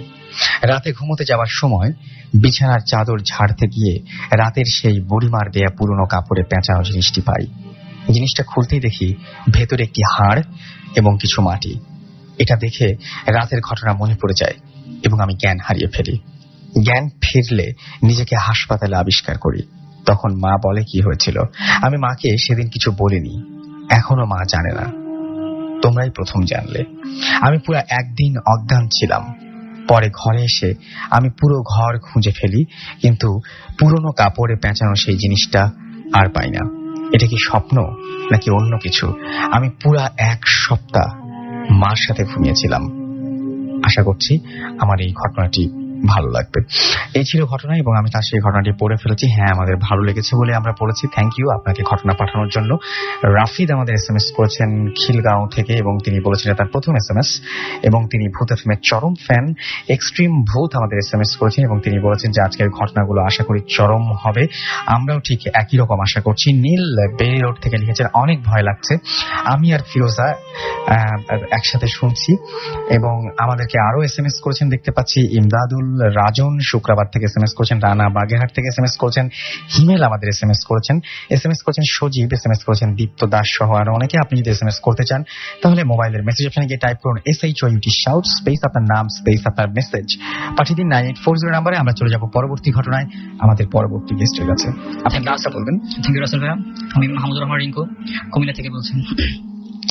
তো আপনি কুমিল্লা থেকে এসেছেন। তো আমি সেটাই বলছিলাম যে অনেকে ঢাকায় থেকেও আসতে পারছেন না, কিন্তু আপনি কুমিল্লা থেকে চলে এসেছেন। থ্যাংক ইউ, অনেকটা দূর থেকে আপনাকে আসতে হয়েছে। এন্ড থ্যাঙ্কস যে আপনি ফাইনালি এখানে এসে পৌঁছেছেন। Thank you. ওকে, তো এখন যে স্টোরিটা আমি শেয়ার করতে চাচ্ছি আপনাদের সাথে, সেটা আমার মার মুখ থেকে শোনা। আমার বয়স যখন 5 দিন, তখন মানে আমার আম্মু আমাকে নিয়ে শুয়ে আছে। গভীর রাতে অনেক রকমের ঘটনা ঘটে। আর সাধারণত যেসব বাসায় মানে নবজাতক শিশু আসে, তখন সেখানে মাঝে মাঝে মানে শোনা যায় যে অদ্ভুত বা মানে কিছু খারাপ কিছু আসে যা বাচ্চাদের ক্ষতি করতে চায়। তো এমনই এক রাতে আম্মু আমাকে নিয়ে শুয়ে আছে। তো গভীর রাতে হঠাৎ করে আম্মুর ঘুম ভেঙে যায়। ঘুম ভেঙে আম্মু যা দেখলেন যে একটা স্ট্রাকচার, যেটার মুখটা দেখতে অনেকটা ছাগলের বাচ্চার মতো এবং স্ট্রাকচারটা অদ্ভুত একটা স্ট্রাকচার, যেটা চোখগুলো ছিল লাল লাল উজ্জ্বল এবং সেটা আমার দিকে ভয়ঙ্করভাবে তাকিয়ে আছে। আম্মুর সাথে যখন ওই স্ট্রাকচারটার মানে আই কন্টাক্ট হয়েছে, তখন সেটা আম্মুর দিকে অনেক মানে রাগান্বিত বা ক্রোধের আকারে তাকিয়েছিল। তো কিছুক্ষণ পর ওটা আম্মুর দিকে তাকিয়ে থেকে অবস্থা আস্তে আস্তে করলো কি, আমার মাথার কাছ থেকে আম্মুর মাথার কাছে পিছন হয়ে মশারি থেকে নেমে যায়। ঘটনাটা ঘটার পরদিন সকালবেলা মানে আমার প্রচন্ড জ্বর আসে এবং জ্বর মানে মারাত্মক জ্বর ছিল। তখন আমার নানু এলাকার যে মসজিদের ইমাম সাহেব, ওনার সাথে কথাটা বলেন এবং উনি পানি পড়া দেন এবং অনেক কিছু দোয়া দূর করার পরে আমার জ্বর থামে প্রায় 7 দিন করে। তো এই ছিল আমার ছোট একটা ঘটনা। ওকে, থ্যাংক ইউ সো মাচ। আমরা পরবর্তী ঘটনায় যাব। আমাদের আরো একজন অতিথি আছেন, তার কাছে আমরা পরবর্তী ঘটনাটি শুনবো। তার আগে আমরা কিছু SMS পড়ে ফেলি। উপল পল্লবী থেকে আমাদের SMS করেছেন, আমাদেরকে SMS করেছেন। এছাড়া দেখতে পাচ্ছি আলভি SMS করেছেন, আনিস মোহাম্মদপুর থেকে, রাজীব আমাদের SMS করেছেন। SMS করেছেন আমাদেরকে রাকিব মিরপুর 1 থেকে এবং SMS করেছেন আমাদেরকে রফিকুল আলম আমাদেরকে SMS করেছেন, তিনি সিলেট থেকে। এছাড়াও তৃপ্তি আমাদের SMS করেছেন খুলনা থেকে। SMS করেছেন জিহান আমাদেরকে। এছাড়া আমাদেরকে SMS করেছেন ক্রান্তিকাল এবং আমাদেরকে SMS করেছেন রোকন। SMS করেছেন আমাদেরকে শেরপুর দেবাশিস। এছাড়া SMS করেছেন আমাদেরকে সাজ্জাদ ঢাকা ক্যান্টনমেন্ট থেকে। মেহেদি আমাদের SMS করেছেন। SMS করেছেন আমাদেরকে তানাকা খুলনা থেকে। দীপ্ত তার এক্সাম, তারপরেও তিনি শুনছেন। সবুজ এবং আমাদেরকে সবুজ SMS করেছেন আমাদেরকে খুলনা থেকে। আমাদেরকে এছাড়াও SMS করেছেন মিঠু। SMS করেছেন আমাদেরকে লাবিবা এবং তিনি ফার্স্ট তারা 3 বোন মিলে একসাথে শুনছেন আমাদের প্রোগ্রাম। হান্নান এবং স্বর্ণা সিলেট থেকে SMS করেছেন এবং এছাড়াও আমাদেরকে SMS করেছেন দেখতে পাচ্ছি পপি এবং আমাদেরকে এবং তিনি বলছেন যে 2টা আপুর মাঝখানে শুয়ে ভূত এফএম শুনছেন। তিনি ইমন আমাদেরকে SMS করেছেন এবং তিনি একা ভূত এফএম শুনছেন। আমাদেরকে SMS করেছেন মুবিন ময়মনসিং থেকে। SMS করেছেন আমাদেরকে আরিফিন। SMS করেছেন আফরা সহ আরো অনেকে। যদি আপনি SMS পাঠাতে চান তাহলে মোবাইলের মেসেজ অপশনে গিয়ে টাইপ করুন SHOUT শাউট স্পেস আপনার নাম স্পেস আপনার মেসেজ পাঠিয়ে দিন 9840 নাম্বারে। আপনার এয়ারটেল নাম্বার থেকে বা অন্য যে কোনো নাম্বার থেকে আপনার নাম বলবেন। আমরা নতুন ঘটনা যাচ্ছি আমাদের নতুন গেস্টের কাছে, নামটা বলবেন, কোথা থেকে এসেছেন প্লিজ একটু বলবেন। হ্যালো লিসনার্স, আমি Saim from Shere Bangla agricultural university. Russel ভাই, আমি সরাসরি আমার ঘটনা চলে যাচ্ছি। Please, thank you. ঘটনাটা আমার বাবার মুখে শোনা। আমার হোম ডিস্ট্রিক্ট হচ্ছে ব্রাহ্মণবাড়িয়া। ঘটনাটা আমার বাবার বন্ধুর সাথে ঘটেছে। তো আমার বাবা যখন এসএসসি পরীক্ষা দেয় তখন তাদের একটা অভ্যেস হয়ে গেছিল যে বন্ধুরা মিলে কার্ড খেলার একটা অভ্যেস হয়ে গেছিল। তো কার্ড খেলতে খেলতে অনেক সময় গভীর রাত হয়ে যেত। তো তারা তো মাত্র পরীক্ষা দিয়েছে, তাদের ফ্রি টাইম ছিল, তারা সবাই মিলে কার্ড খেলতো। তো বাবার একটা ফ্রেন্ড ছিল, নাম হচ্ছে রফিক। তো তারা যেখানে কার্ড খেলতো সেটা ছিল বাড়ির খুব কাছে, কিন্তু রফিক সাহেবের বাড়ি ছিল বাড়ি থেকে অনেক দূরে। আর আমাদের গ্রামের স্ট্রাকচারটা হচ্ছে মানে পথগুলি হচ্ছে দুপাশে ধানি জমি, মাঝখান দিয়ে পথ, এবং বাড়িগুলি হচ্ছে একটু উঁচা জায়গাতে, ধানি জমি থেকে একটু উপরে। তো রফিক সাহেব একদিন কাঠ খেলে যাচ্ছিল সে রাতে, তো চাঁদনি রাত ছিল, সে পথ ধরে হাঁটছে ধানি জমির মাঝখান দিয়ে, আশেপাশে কেউ ছিল না। তো রাস্তার দুধারে ছিল তাল গাছ ছিল, তবে তাল গাছগুলো খুব বড় ছিল না, খুব উইয়ার্ড ছিল না, ছোট ছোট তাল গাছ ছিল, এবং চাঁদনি রাতে সব স্পষ্ট দেখা যাচ্ছিল। তো তিনি হঠাৎ দেখতে পেল যে তাল গাছের যে সারিটা ছিল সেটার মাঝখানে একটা ছোট্ট শিশু বসে কান্না করতেছে। বাচ্চাটা দেখতে খুবই সুন্দর ছিল এবং মায়াবী ছিল, দেখলে যে কেউ যদি আপনি দেখেন আপনি ওই বাচ্চাটাকে দেখে আদর করতে চাইবেন, এত সুন্দর ছিল বাচ্চাটা। তো রফিক সাহেব যখন গেলেন, বাচ্চাটা তার দিকে হাত বাড়িয়ে দিলেন যে আমাকে কোলে নাও, এমন একটা ভাব ছিল তার মধ্যে। তো রফিক সাহেবের দেখে খুব মায়া লাগলো এবং তিনি ভাবলেন যে বাচ্চারা হয়তো খেলতে আসছে, ছোট ভাই বোনকে নিয়ে ছোট ভাইকে নিয়ে আসছে, তাকে এখানে রেখে তারা খেলাধুলা করছে, তারপর তার বাড়ি চলে গেছে, কিন্তু বাচ্চাটাকে নিতে মনে নাই। আশেপাশে শিয়াল ডাকতেছিল। তো রফিক সাহেবের খুব মনে মায়া জাগলো যে আমি যদি বাচ্চাটাকে এভাবে ফেলে যাই তো শিয়ালটা বাচ্চাটা ক্ষতি করতে পারে, যেহেতু ছোট বাচ্চা, 2-3টা শিয়াল মিলে একটা বাচ্চাকে খেয়ে ফেলতে পারে, এটা নর্মাল ব্যাপার। তো রফিক সাহেব চিন্তা করলো যে বাচ্চাটাকে আশেপাশে যখন বাড়ি দেখা যাচ্ছে, কাছে বাড়ি আছে, তো আমি করি কি বাচ্চাটাকে কোলে নিয়ে আমি বাচ্চাটাকে ওই বাড়িতে দিয়ে আসি, তারা দেখতে পারে, তারা হয়তো বাচ্চাটাকে চিনতে পারে, তারা বাচ্চাটাকে বাড়িতে দিয়ে আসতে পারে। তো রফিক সাহেব করলেন কি বাচ্চাটাকে কোলে নিলেন। কোলে নেওয়ার পর দেখলেন বাচ্চাটা খুব তার কান্না বন্ধ করে দিল এবং বাচ্চাটা রফিক সাহেবের দিকে তাকে হাসতেছিল। বাচ্চাটা খুব সুন্দর এবং তার হাসি দেখে রফিক সাহেবের আরো মায়া হলো। তো তিনি রাস্তাটা সরাসরি যে বাড়ির দিকে গেছে, তিনি সেই বাড়ির দিকে হাঁটা শুরু করলেন। তিনি ভাবলেন যে বাচ্চাটাকে আমি নিয়ে যাই এবং সে বাড়িতে দিয়ে আসি, এবং সেই ভেবেই তিনি হাঁটা শুরু করলেন। বাচ্চাটাকে নিয়ে যখন তিনি যাচ্ছেন তখন বুঝতে পারলেন যে বাচ্চার ওজনটা ধীরে ধীরে বেড়ে যাচ্ছে এবং ধীরে ধীরে অনেক বেড়ে যাচ্ছে। তিনি যতই হাঁটছে বাচ্চার ওজন ততই বাড়ছে। তো এক পর্যায়ে তিনি ভাবলেন যে আমি পিছনে ফিরে তাকাবো, কিন্তু সাহস হলো না, কারণ রাত্রে উনি একা ছিল, রাস্তায় আর কেউ ছিল না, তাই তার পিছনে ফিরে তাকানোর মতো সাহস হলো না। তিনি ভাবলেন যে আমি বাড়িটা একদম কাছে গিয়ে পিছনে ফিরে তাকাবো যে আসলে কি হয়েছে, যে বাচ্চার ওজনটা এত বাড়ছে কেন, মনে হচ্ছে পিছন থেকে কেউ টানতেছে বাচ্চার পাটা ধরে। তো যখন তিনি বাড়ির একদম কাছে চলে আসলেন, তিনি এবার সিদ্ধান্ত নিলেন যে আমি পিছনে ফিরে তাকাবো। তো যখন তিনি পিছনে ফিরে তাকালেন, তিনি দেখতে পেলেন যে আমরা তো সাধারণত বাচ্চাদেরকে কোমরে যখন কোলে নিই, একটা পা থাকে সামনে আর একটা পা থাকে পেছনে। তো যখন তিনি পিছনে ফিরে তাকালেন, দেখলেন যে বাচ্চাটাকে যেখান থেকে কোলে নিয়েছেন বাচ্চার পিছনের পাটা ঠিক সেখানে লেগে আছে। বাচ্চার পাটা ওখান থেকে তার কোল পর্যন্ত এসেছে, এত বড় হয়ে গেছে পাটা। তো তিনি বাচ্চার দিকে তাকালেন, দেখলেন বাচ্চার যে চেহারাটা ছিল খুব মায়াবী চেহারা ছিল, কিন্তু এখন বাচ্চার চোখের মণিটা নেই, বাচ্চাটা আগের মতো হাসতেছে, বাচ্চার চোখটা সম্পূর্ণ সাদা। এটা মানে একটু আগে যে বাচ্চার চেহারাটা খুব মায়াবী ছিল এখন খুব উইয়ার্ড হয়ে গেছে, যে কেউ দেখলেই ভয় পাবে। তো রফিক সাহেব এখন আর কিছু চিন্তা করতে পারলেন না, সেই বাচ্চাটাকে ছুঁড়ে ফেলে দিলেন। তো ছুঁড়ে ফেলে দিয়ে বাচ্চাটা কোথায় গেল সেটা না দেখে তিনি বাড়িতে ছুটলেন এবং সেই বাড়ির উপরে গিয়ে বললেন, চিৎকার করলেন, আমাকে বাঁচাও, আমাকে বাঁচাও। এবং তারপর তিনি সেন্সলেস হয়ে পড়লেন। তখন তার চিৎকার চেঁচামেচি শুনে বাড়িতে যারা ছিল তারা দৌড়ে আসলো, হাতে লাঠি হারিকেন নিয়ে চলে আসলো এবং তারা দেখলো যে উনি সেন্সলেস হয়ে পড়ে আছেন। তারপর তার মাথায় পানি ঢালা হলো, তাকে তার সেন্স যখন ফিরে আসে তিনি সবাইকে বললো যে আমি খুব উইয়ার্ড একটা জিনিস দেখছি, এবং সবাই তখন লাঠি আর হারিকেন নিয়ে বাইরে চলে আসে, কিন্তু সেখানে আর কিছুই পায় না, কোনো বাচ্চার কোনো চিহ্ন হয় নাই। আর এই এলাকায় এমন কেউ নাই যে ছোট বাচ্চাকে ফেলে আসবে, এটা কোনো স্বাভাবিক ঘটনা না, কেউ তার বাচ্চাকে এতটা না যে সবাই তার বাচ্চাকে কেউ কারো বাচ্চা ফেলে আসবে এবং এলাকায় কোনো জানাজানি হবে না। তো তিনি তখন খুব ভয় পেয়ে গেলেন এবং সবাইকে বললেন যে আমি এখন বাড়িতে যেতে পারবো না, আমার খুব ভয় লাগছে, আপনারা যদি আমাকে বাড়িতে পৌঁছে দিয়ে আসেন। তো কয়েকজন লাঠি আর হারিকেন নিয়ে তাকে তার বাড়িতে দিয়ে আসে। তো রফিক সাহেবের সেদিন রাতে খুব জ্বর হয়, ভয়ঙ্কর রকমের জ্বর হয় এবং তার সাথে ডায়রিয়া হয়, এবং 3 দিনের মধ্যেই তিনি মারা যান। এবং রাসেল ভাই, এই ছিল আমার ঘটনা। Thank you so much. এবং শেষ পর্যন্ত রফিক সাহেবকে চলে যেতে হয়েছিল, এটা হচ্ছে ঘটনার শেষ অংশ ছিল। সো আপনাকে অনেক ধন্যবাদ আপনার ঘটনার জন্য। অয়ন না আমাদেরকে অয়নই SMS করেছেন। অয়ন SMS করে বলছেন যে বাচ্চা নেওয়ার জন্য লোমশ কিছু একটা আসে, ঠিক সিমিলার টাইপের ঘটনা আমার লাইফেও আছে। তো একই ধরনের ঘটনা অনেকের লাইফে ঘটে যায় এবং আমরা অসংখ্য ইমেল পাই, যে ইমেলগুলো আমরা শুধুমাত্র পড়তে পারি না এই কারণে যে এই ধরনের ঘটনাগুলো কেউ না কেউ একজন এসে আগে বলে গেছেন। অসংখ্য এই সপ্তাহে অসংখ্য ইমেল এসছে এবং আমরা অসংখ্য ইমেল নিতে পারিনি। আমরা অনেক ইচ্ছা থাকা সত্ত্বেও অনেক ইমেল পড়তে পারি না বা নিতে পারি না। আমাদেরকে ইসমাইল SMS করেছেন ঢাকা রাজশাহী মেডিকেল কলেজ থেকে এবং তিনি বলছেন তুমি খুব ভালো থাকো, জানি আমার SMS-টা কি কোনোদিন পড়বা না, আপনার কি মনে হচ্ছে এখন?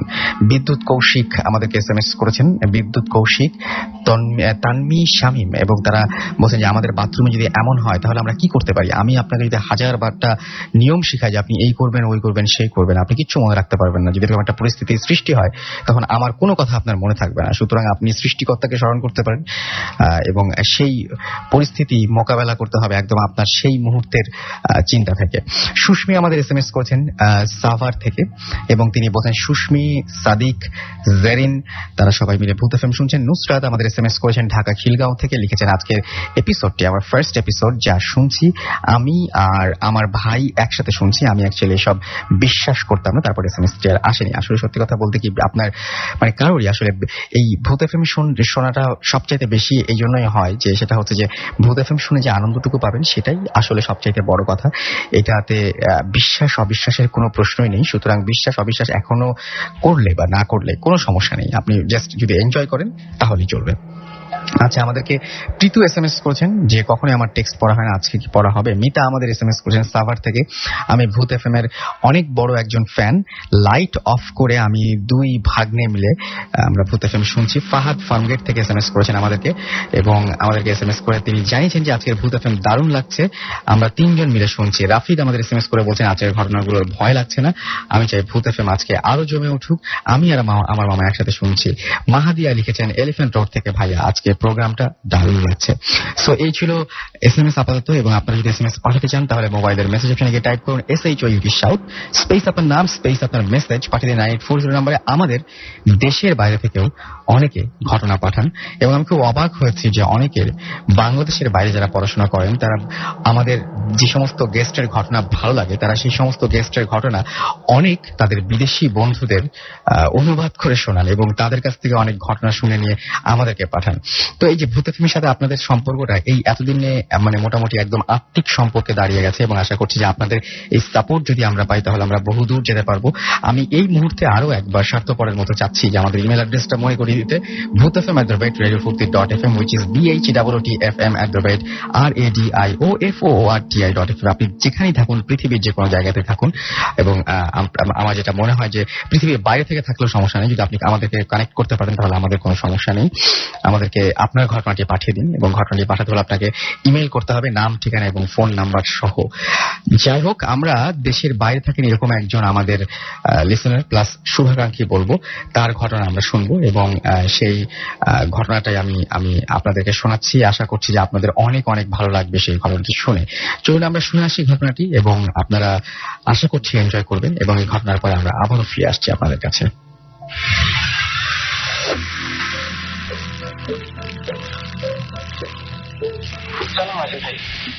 ভাইয়া, আমার নাম প্রতীক।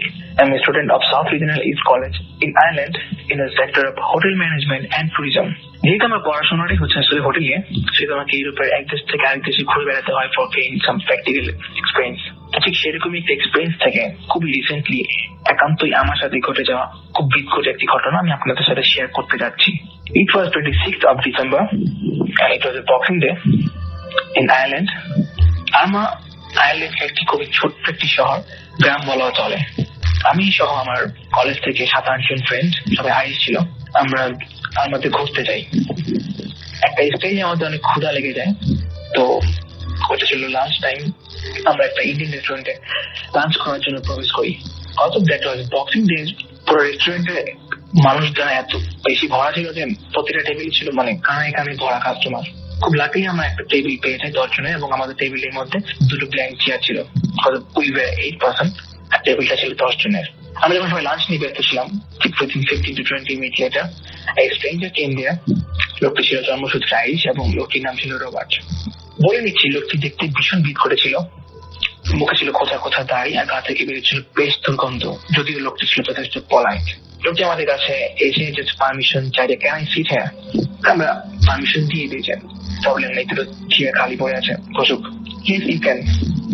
লোকটি বসার কিছুক্ষণ পরই 10 থেকে 12 মিনিট পর একটা মহিলা আসলো। মহিলাটা আইরিশ ছিল এবং মহিলাটা ছিল তারই গার্লফ্রেন্ড। তাদেরকে বেশ হ্যাপি দেখাচ্ছিল এবং হ্যাপি দেখাবারই কারণ ছিল কত দে আর গেটিং ম্যারিড। জানুয়ারি মাসের 15 তারিখ 2012 তাদের বিয়ের ডেট ছিল। এবং ঘটনাচক্রে যখন তারা আমাদেরকে ইনভাইট করতেছিল যে you are most welcome in a wedding, তখন জানা যায় যে সেই লোকটি যেখানে তাদের বিয়েটা অনুষ্ঠিত হবে সেটা কোথাও না, সেটা আমি যে হোটেলে জব করি সেখানে। এটা হচ্ছে 5 স্টার হোটেল। হোটেলের নাম আমি দিব না, এবং হোটেলটা ছিল আয়ারল্যান্ডের ক্যাপিটাল বেলফাস্টে, ঠিক মাঝখানে। তার মাঝখানে বলে নিয়ে আসলে ভাই আমাদের জবটাই মূলত হচ্ছে any kind of small medium bigger kind off party handle করা। সেটা হতে পারে কারো বার্থডে পার্টি, সেটা হতে পারে কারো ম্যারেজ, কিংবা সেটা হতে পারে any kind of big decision. তো আনফর্চুনেটলি, আমি যেটা আনফর্চুনেটলি বলবো কজে এটা ফরচুনেট ছিল না। আমার খুব কাছের একটা ফ্রেন্ড করুন এবং খুবই কাছের এক ছোট ভাই শ্যামল, তাদের সাথে ওই দিন আমারও ডিউটি ছিল এবং আমি ছিলাম ইনচার্জে। সার্ভিসে বলে কথা বেশ জাঁকজমক ভাবে তাদের বিয়েটা পুরোটা অনুষ্ঠিত হলো, কমপ্লিট করলাম আমরা সবাই।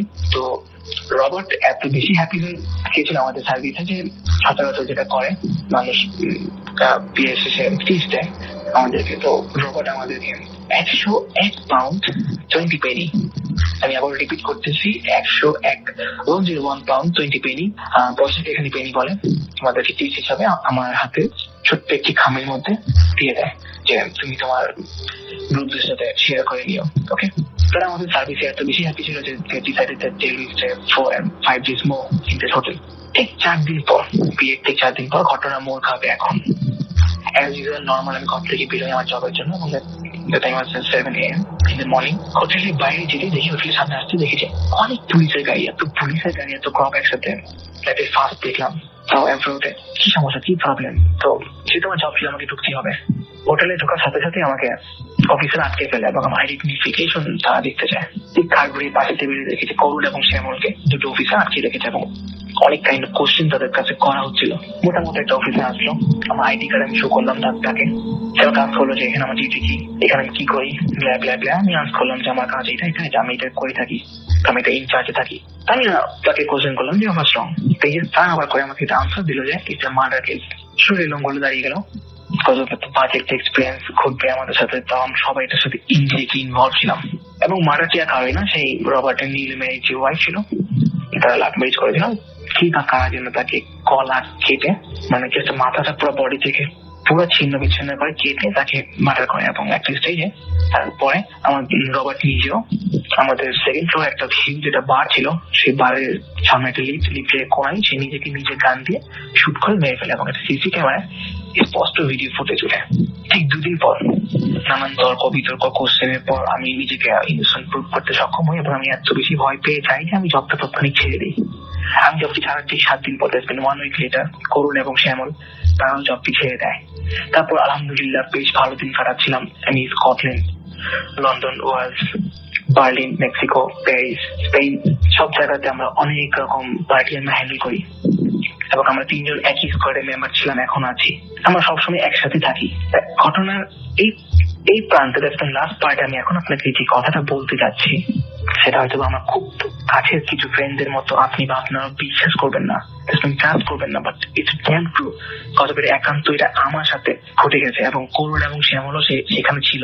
ইট ওয়াজ 17 আগস্ট 2012, 17 আগস্ট 2012। কলেজ থেকে আমি সহ 11 জনের একটা মেম্বার 12 জনের একটা স্কোয়াড রেডি করে এবং আমাদেরকে ইতালির মল ফালকন নামক একটা ছোট্ট একটি সিটিতে আমাদেরকে একটা 3 স্টার হোটেলে ফর 1 মান্থ আমাদের জবটাকে সেখানে সাসপেন্ড করা হয়, ট্রান্সফার করা হয় সেখানে, এবং সেটা ইনচার্জ আমি ছিলাম। তো সচরাচর আমি তাকে ইনচার্জে, তো এটা নতুন কি, আমি আমার টিম নিয়ে স্কোয়াড নিয়ে আমি মল ফালকনের সেই হোটেলে চলে যাই। যাওয়ার ঠিক সেকেন্ড ডেতে আমি জানতে পারি যে এখানে নেক্সট স্যাটারডে এখানে একটা হিউজ পার্টি হবে এবং পার্টিটা একটা বিয়ের পার্টি। তো অর্ডার পাওয়ার সাথে সাথে আমি আমার গ্রুপ মেম্বারদের সবাইকে জানিয়ে দিই গাইজ এখানে একটা পার্টি হবে, so we have to give 100%। আমাদের সুনাম যেন কিছুতে ক্ষুণ্ণ না হয়। আমরা আমাদের প্রিপারেশন অ্যারেঞ্জমেন্ট সবকিছু শেষ করে ফেলি ঠিক স্যাটারডে অনেক আগেই। বিয়ে ছিল শনিবার, তাদের কি মনে নেই, বিয়েটা হবে রাত 9টায়। রাত 9টা বাজার অনেক আগে আমাদের সব প্রিপারেশন শেষ। ঘড়ি কাটায় 9:05 কিভাবে বেজে গেছে। হঠাৎ আমরা সবাই নোটিস করি, হঠাৎ কিছুক্ষণ আগে বাইরে কোনো বাতাস ছিল না, হঠাৎ এত জোরে একটা বাতাস বইলো বাইরে, মনে হচ্ছিল যে গাছের ডালপালা গুলি যেন ভেঙে মানে চুরমার হয়ে যাচ্ছে, এত জোরে একটা বাতাস। বাতাসটা একদিক থেকে স্টার্ট হলো, তার ঠিক 5 to 6 সেকেন্ডের মধ্যে ইলেকট্রিসিটি ফল করলো। আই রিপিট, ইলেকট্রিসিটি ফল করলো। এতগুলি দেশ ঘুরে বেরিয়েছে, এত পার্টি হ্যান্ডেল করেছে, ফার্স্ট টাইম মানে ইলেকট্রিসিটি ফল, তাও ইন ইউরোপ। তো এটা আমরা কোনো কিছু ভেবে বা বুঝে উঠবার আগে উইদিন 1 মিনিট আলো ব্যাক করলো। তো আলো আসার সাথে সাথেই যে জিনিসটা আমরা সবাই নোটিস করলাম যে কিছুক্ষণ আগেও যে বাইরে যে মানে এত জোরে বাতাস বইতেছিল, সেই বাতাসটা একটু নেই, কাছে যেন একটা পাতা আনো হচ্ছে না। ওকে, ব্রাইডের গ্রুম এসে পড়েছে। যদি ইনচার্জ আমি ছিলাম, আমি সামনে যাই সবার আগে তাদেরকে হ্যালো জানাতে।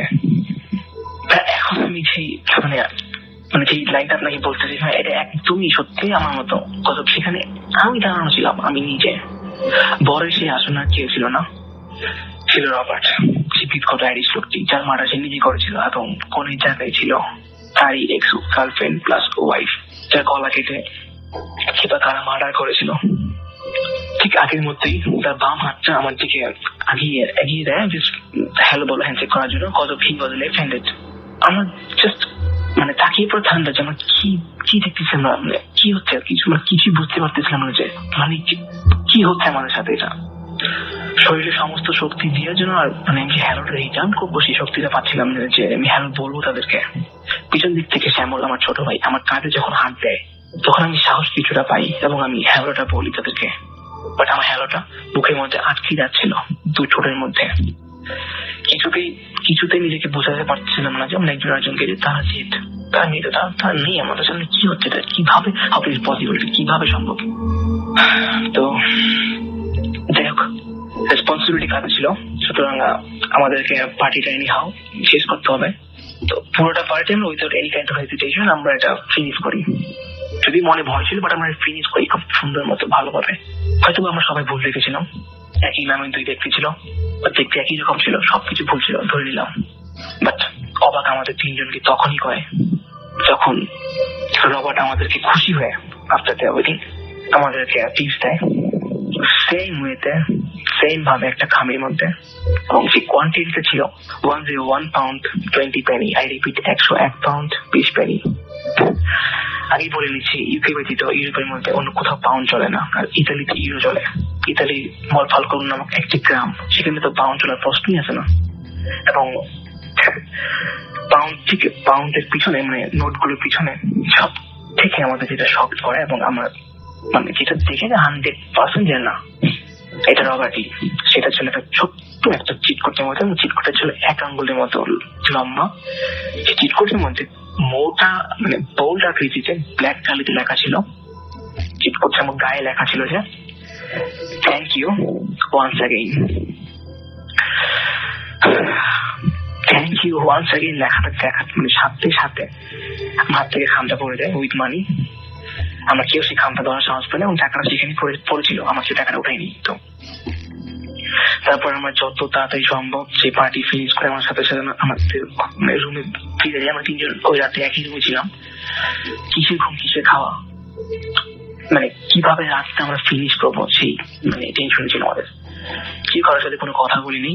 রাতটা পার হওয়ার সাথে সাথে পরের দিন সকালে আমি আমার রেসপন্সিবিলিটিটা আমার ছোট ভাই, স্কোয়াডের ছোট ভাই, তার নাম তরুণ, তার কাঁধে সঁপে দিয়ে একটু ব্যাক ইন আইল্যান্ড, আমাকে আইল্যান্ডে ব্যাক করতে হবে এই কথা বলে আমি শ্যামল আর করুন আমরা তিনজন আইল্যান্ডে ব্যাক করি। তার ঘটনা এখানে শেষ হয়ে যেতে পারত, বাট আর একটু বাকি আছে। ঠিক 4 দিনের মাথায়, তার 4 দিনের মাথায় ইতালি মলফালকোন থেকে তরুণ আমাদেরকে ফোন দেয় এবং তার কাছ থেকে জানা যায় যে সেম ভাবে কে বা কারা সেই রবার্টের নিউলি মেড ওয়াইফকে গলা কেটে মেরে ফেলেছে এবং রবার্ট নিজেকে নিজে শুট করে নিজের গান দিয়ে মানে সুইসাইড করেছে এবং তার লাশ হোটেলের বাইরে যে গেটের সামনে পাওয়া গিয়েছিল এবং সেটা স্পষ্ট ছিল, ভিডিও ফুটেজে ধরা পড়েছিল। আমাদের সাথে এটা কি হয়ে গেল, এটা কিভাবে সম্ভব বা এটা কিভাবে কি হইল কিছুই জানি না, জানতে চাই না, বাট ইটস ট্রু দ্যাট এটা আমারই সাথে ঘটে গেছে। তারপর আমার আসলে মনে অনেক জ্বর আসে, করুণের কথা আটকানো লাগে, সবার সাথে কথা বলতে গেলে সে কথা যেন তার মুক্তি মানে বেরোতো না ভয়ে। আমরা 1 মাসের জন্য ছুটি নিই, সেদিকে আমাদের job, we have to continue hour job. In future Robert বা তার ওয়াইফকে যদি ইন ফিউচার আমরা অন্য কোনো বিয়ের পার্টিতে আমরা পাইতেন, অবশ্যই আপনাদেরকে জানাবো। তবে এটা ছিল মূলত আমার ঘটনা। এই জায়গায় আমি আয়ারল্যান্ড থেকে বিদায় নিচ্ছি, আপনাদের সবাইকে জানাচ্ছি সালাম।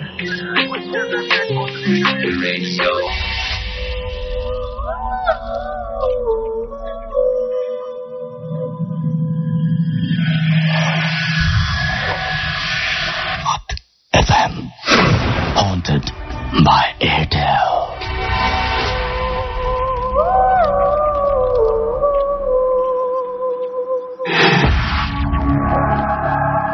শুনছেন সবসময় রেডিও ফুর্তি, আর চলছে ভূত এফএম হন্টেড বাই এয়ারটেল। ঘড়িতে সময় রাত 1:07। আমি রাস্তার আছি, সাথে আমার সাথে রয়েছে মাসুম এবং আজকের অতিথিরা, এবং আশা করছি আপনারা সবাই এনজয় করছেন। একটু আগে যে ঘটনাটা শুনলাম, প্রতীক আয়ারল্যান্ড থেকে যে ঘটনাটি পাঠিয়েছেন, সেই ঘটনাটি শুনে আমিও খুব অবাক হয়েছিলাম। আমার কিছু প্রশ্ন ছিল এবং সেই প্রশ্নগুলো থাকার কারণে আমি তার সাথে আবারও যোগাযোগ করেছিলাম, এবং যোগাযোগ করার পরে আমি বলছিলাম যে এই ঘটনাটা পরে আপনারা জানিয়েছিলেন কিনা কাউকে, বা এটা নিয়ে খোঁজ খবর নিয়েছিলেন কিনা। তিনি লিখেছিলেন যে না, সেইটা করার মতন সাহস বা সুযোগ কোনোটাই তাদের ছিল না, সুতরাং তারা এটা অথরিটি বা কাউকে তেমন জানাননি। তো আমি খুবই অবাক হয়েছি এই ঘটনাটা শুনে, এবং একটু আগে মাসুমও বলছিল যে ওর কাছে ঘটনাটা খুব অদ্ভুত লেগেছে। আসলে পৃথিবীতে অদ্ভুত অনেক কিছুই ঘটে, এবং কিছু কিছু ঘটনা ঘটে। অবিশ্বাস্য শব্দটা এসছে মনে হয়, অবিশ্বাস্য ঘটনা শব্দটা এসছে মনে হয় এইভাবেই, যে অবিশ্বাস্য ঘটনাটা এমন একটা ব্যাপার থাকে, একটা দোতনা থাকে, যে অবিশ্বাস্য ঘটনাটা আসলে বিশ্বাস যোগ্যতা পায় অনেক সময়। যাই হোক, আমরা আজকের এই এপিসোডটি যদি কেউ মিস করে থাকেন, তাহলে তার জন্য একটা সুখবর রয়েছে। সেটা হচ্ছে যে আপনি আবারও এই এপিসোডটি শুনতে পাবেন। সেই জন্য আপনাকে যেটা করতে হবে, এয়ারটেল এম রেডিওর সাহায্য নিতে হবে, এবং এয়ারটেল এম রেডিওর মাধ্যমে আপনি এই এপিসোডটি আবার শুনতে পারবেন। আপনার এয়ারটেল নাম্বার থেকে ডায়াল করুন 4040, সিলেক্ট করুন চ্যানেল 22। দেখবেন যে একের পর এক বিভিন্ন এপিসোডের এই অপশনগুলো আপনাকে দেওয়া হচ্ছে, এবং যে এপিসোডটি আপনি মিস করেছেন বা যে এপিসোডটি আপনি পুনরায় শুনতে চান, সেই এপিসোডটি আপনি শুনতে পাবেন। আর আপনি চাইলেই, now listeners can get the Bhoot FM tune as their caller tune, my tune from Airtel. Both FM tune code is 92125, and you can activate it by sending SMS. Type CT space 92125 and send it to 3123. ব্যাস হয়ে গেল টিউনটা আপনার। আর সেই সাথে আমার কাছে বেশ কিছু SMS রয়েছে। SMS পূর্ব খোরশেদ আমাকে SMS করেছেন, এবং তিনি বলেছেন যে তিনি চাঁদপুর থেকে আমাদের SMS করছেন, এবং তিনি এখন এই মুহূর্তে মিরপুর 11-তে রয়েছেন, এবং আজকে ঘটনাটা তিনি বলছেন যে দিস স্টোরি ইজ এক্সিলেন্ট। আচ্ছা, আর আমাকে রবিন SMS করেছেন তাজমহল রোড থেকে, এবং তিনি বলেছেন যে তার ফার্স্ট SMS, তারা 3 বন্ধু এবং 1 ভাই মিলে শুনছেন। এবং এছাড়াও বকুল আমাদের SMS করেছেন তিনি, এবং জানিয়েছেন যে ও আচ্ছা আমি বকুল ও আমার ওয়াইফ ও আমার শালা একসাথে ভূত এফএম শুনছি। ওকে। ফিরোজ সাকিব আমাদেরকে SMS করেছেন, ফিরোজ সাকিব, মানচিফ, রাজা, মুন্না, তারা সবাই একসাথে ভূত এফএম শুনছেন। অভি কক্সবাজার থেকে SMS করেছেন, এবং তিনি বলছেন যে ভূত এফএম শুনে তার খুবই ভয় লাগছে রুমে। এবং আমাদেরকে SMS করেছেন শামীম, হিটলার, কাউসার টাঙ্গাইল থেকে। মোহাম্মদ রনি আমাদের SMS করেছেন চারঘাট, রাজশাহী থেকে। আমার কাছে আরো একটা ঘটনা রয়েছে, যে ঘটনাটি আমি এই মুহূর্তে পড়ে ফেলতে চাই, এবং আমাদেরই একজন লিসেনার তিনি এই ঘটনাটি পাঠিয়েছেন। আশা করছি আপনাদের ভালো লাগবে। পড়ছি ঘটনাটি। হ্যালো রাসেল ভাই, আমি বোরহান উদ্দিন, লিবিয়ায় থাকি। লিবিয়ায় যখন যুদ্ধ শুরু হয়েছিল, আমি তখন আমার আম্মু এবং বোনকে নিয়ে দেশে চলে যাই, এবং আমি প্রায় 1 বছর দেশে থাকার পরে লিবিয়ায় ব্যাক করি। এই ঘটনাটা আমি দেশে যেই বাসায় উঠছিলাম সেই বাসার ঘটনা। আমি যেহেতু আসতে পারবো না লিবিয়া থেকে এই মুহূর্তে, তাই আমি আশা করব আমার ঘটনাটি পড়ে শোনাবেন। আমি তাহলে ঘটনায় আসি। আমি মগ বাজারে একটি বাসায় উঠি। তো ওঠার কিছুদিন পর আমার রুমে বিভিন্ন কিছু ঘটে। যেমন আমাদের বাসায় মাঝে মাঝে কোনো তাক বা টিভির ওপরে রাখা জিনিস ছিটকে পড়ে যেত, যদিও ওই সময় কোনো দরজা জানালা খোলা ছিল না যে হাওয়ায় তা পড়ে যাবে। যাই হোক, আমি প্রায়ই সকালে ঘুম থেকে উঠে দেখতাম যে আমার রুমে রাখা কম্পিউটারের বিভিন্ন অংশ পুরো রুমে ছড়িয়ে ছিটিয়ে আছে। আমি তখন থেকেই একটু অন্যরকম অনুভব করতে থাকি। এই ঘটনা প্রায়ই ঘটতে লাগলেও আমি বাইরে থেকে বাসায় এসে দেখতাম। এবং বলে রাখি, এই ঘটনাগুলো তখনই ঘটতো যখন বাসায় কেউ থাকতো না বা কেউ একা থাকতো। এরপর শুরু হলো এই জিনিসটার বিভিন্ন ঘটনা। যেমন আমাদের রুমে যে বাথরুমটা ছিল ওটা থেকে একটা কড়া গন্ধ আসতো। আমি আম্মুকে জানাই। আজব ব্যাপার হলো, সারাদিন কোনো গন্ধ হয় না, এটা শুরু হয় রাত 12টার পর থেকে। তাই আমার নানা নানিকে জানাই, ওনারা পরে গন্ধটা পেয়ে যান। এটা মৃত মানুষের শরীরে মাখা হয় লোবান, তার গন্ধ সম্ভবত কর্পূর। আমি বেশ আঁতকে উঠি। যাই হোক, এরপর উপদ্রব বেড়ে যায়। আমি সকালে উঠে শরীরে ব্যথা অনুভব করায় জামা খুলে দেখি আমার পিঠে লাঠি দিয়ে মারার দাগ। এরপর এই ঘটনা বেড়ে যাওয়ায় আমার বাড়িওয়ালাকে চাপাচাপি করায় উনি স্বীকার করেন যে ওই ফ্ল্যাটে যারা থাকতো তাদের কাজের মেয়েটি ওই রুমে, আমাদের রুমে বাথরুমে আত্মহত্যা করেছিল। এবং এরপর থেকে এই ঘটনা শুরু হয়েছিল, যার ফলে ওই ফ্ল্যাটে 2 থেকে 3 মাসের বেশি কোনো ভাড়াটিয়া থাকতে পারে না। এবং আমরাও বাড়িটি ছেড়ে দিয়েছিলাম। এবং তিনি বলেছেন যে ভালো লাগলে পড়ে শোনাবেন। আমি আপনার ঘটনাটি ভালো লেগেছে বলেই পড়ে শোনালাম। এবং আপনি লিবিয়া থেকে এত কষ্ট করে এত দূরে ইমেল পাঠিয়েছেন বলে আপনাকে অনেক অনেক অনেক অনেক ধন্যবাদ। আমরা চলে যাব ঘটনায়। আমাদের প্রথম যে গেস্ট ছিলেন তার কাছে, এবং তিনি তার পরবর্তী ঘটনা নিয়ে আসছেন আপনাদের সামনে। আরো একবার আপনার নামটা বলবেন, কোথা থেকে এসেছেন প্লিজ আরো একবার জানিয়ে দেবেন আমাদের লিসনারদেরকে। থ্যাংক ইউ রাসেল ভাই। আমি নাইম আবার বলছি। আমি মালিবাগ থেকে এসেছি। আমার এই ঘটনাটা রাসেল ভাই, এটা সিলেটের প্রেক্ষাপটে। আচ্ছা। তো ঘটনাটা আমি শুনেছি আমার এক মামার কাছে, ওনার এক বন্ধুর সাথে ঘটা ঘটনা। ওকে। সিলেট থেকে সুনামগঞ্জ যেতে যে হাইওয়েটা পড়ে, বেশ মোটামুটি ব্যস্ত একটা হাইওয়ে, প্রচুর ট্রাক বাস চলাচল করে। সেই হাইওয়ের উপরই একটি বাজার, বেশ বড় বাজার। এই বাজারে ওই মামার একটা দোকান ছিল, মুদি দোকান।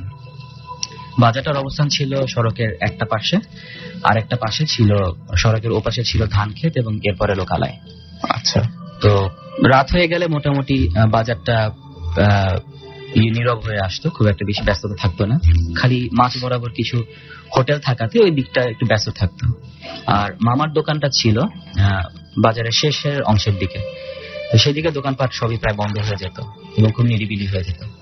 তথাপি মামা একটু রাত পর্যন্ত দোকান খোলা রাখতেন, প্রায় 12:30 পর্যন্ত।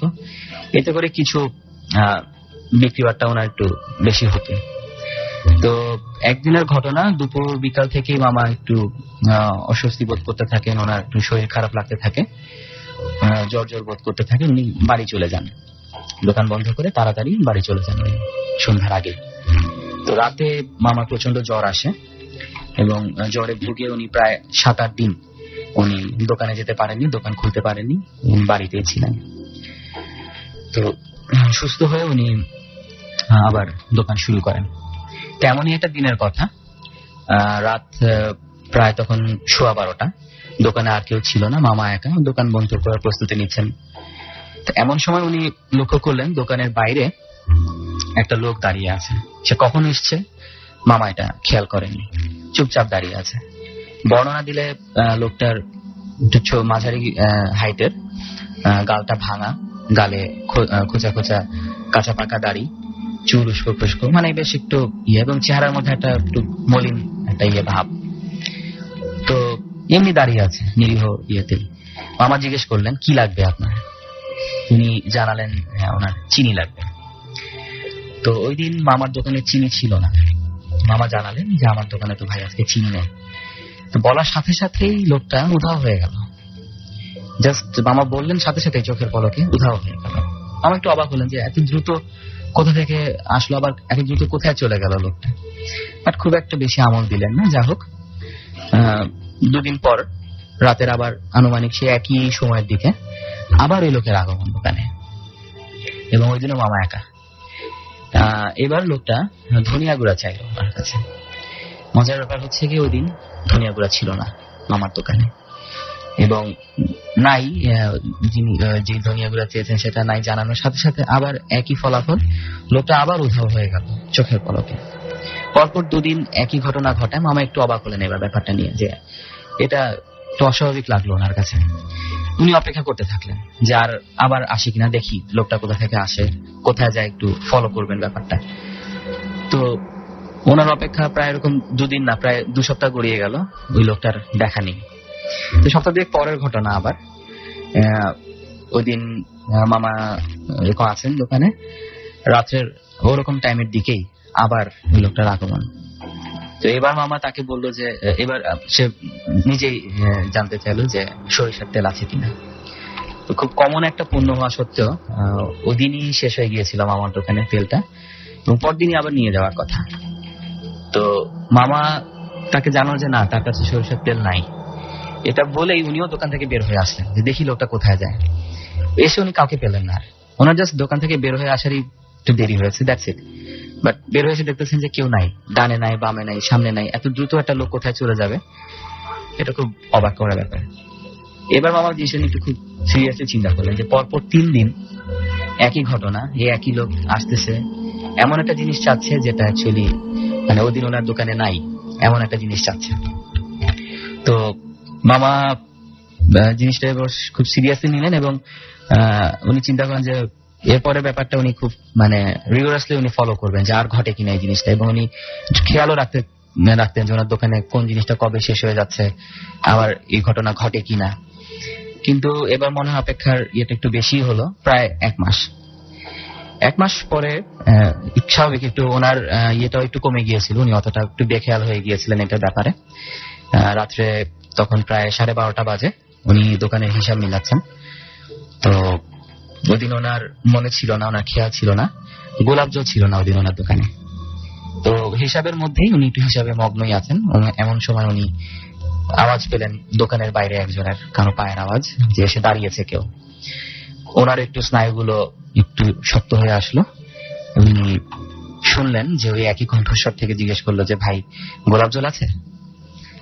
এবার উনি ওনার শরীরে যতটুকু শক্তি এবং সাহস সঞ্চয় করা সম্ভব এটা ইয়ে করে উনি সামনে তাকালেন, দেখলেন ওই লোক, এবং উনি নাই বলে সাথে সাথেই উনি দোকান থেকে দৌড়ে বের হয়ে আসলেন লোকটার দিকে চোখ রেখেই।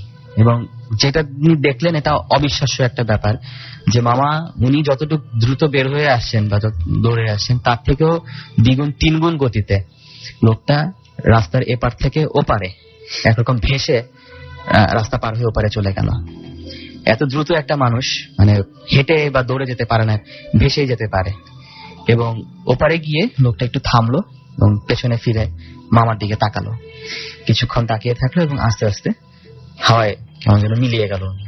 ওনার চোখে মুখে উনি দেখলেন, লক্ষ্য করলেন যে কেমন একটা খুব গভীর একটা চিন্তা এবং একটা বেদনার ছাপ ছিল।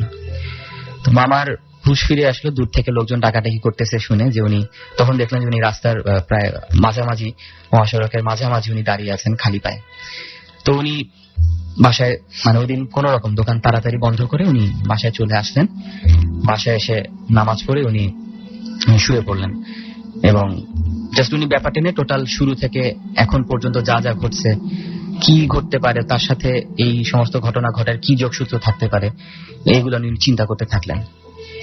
তো একটা সময় ওনার মনে পড়লো, একটা ঘটনা ঘটে ওনার মনে পড়লো যে উনি সুস্থ হয়ে যখন আবার শুরু করলেন দোকানের কাজ, সেদিন বিকালে বাজারে চায়ের আড্ডায় উনি একটা ঘটনা শুনলেন যে যেদিন মামা এবং অসুস্থ হয়ে তাড়াতাড়ি দোকান বন্ধ করে চলে গিয়েছিলেন, সেই রাতে রাত প্রায় 12টা নাগাদ মামার দোকানের কিছু দূরেই একটা অ্যাক্সিডেন্ট হয়।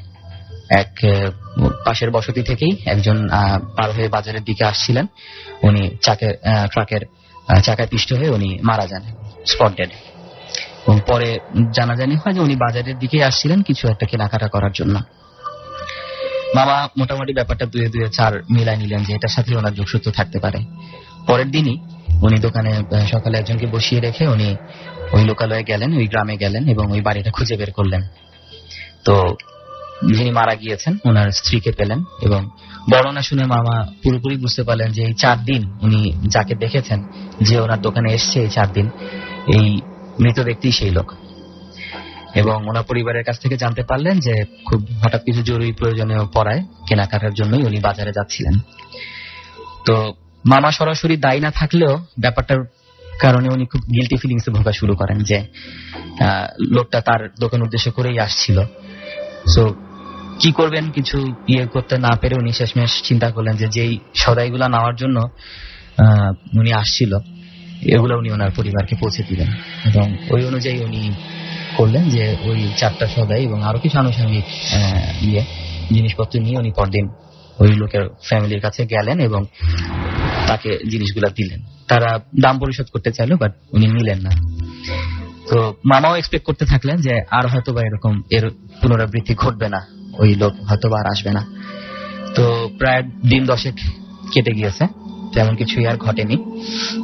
দিন 10 পরের ঘটনা, মামা দোকান বন্ধ করছেন, দোকান বন্ধ করে বাড়ির দিকে যাবেন।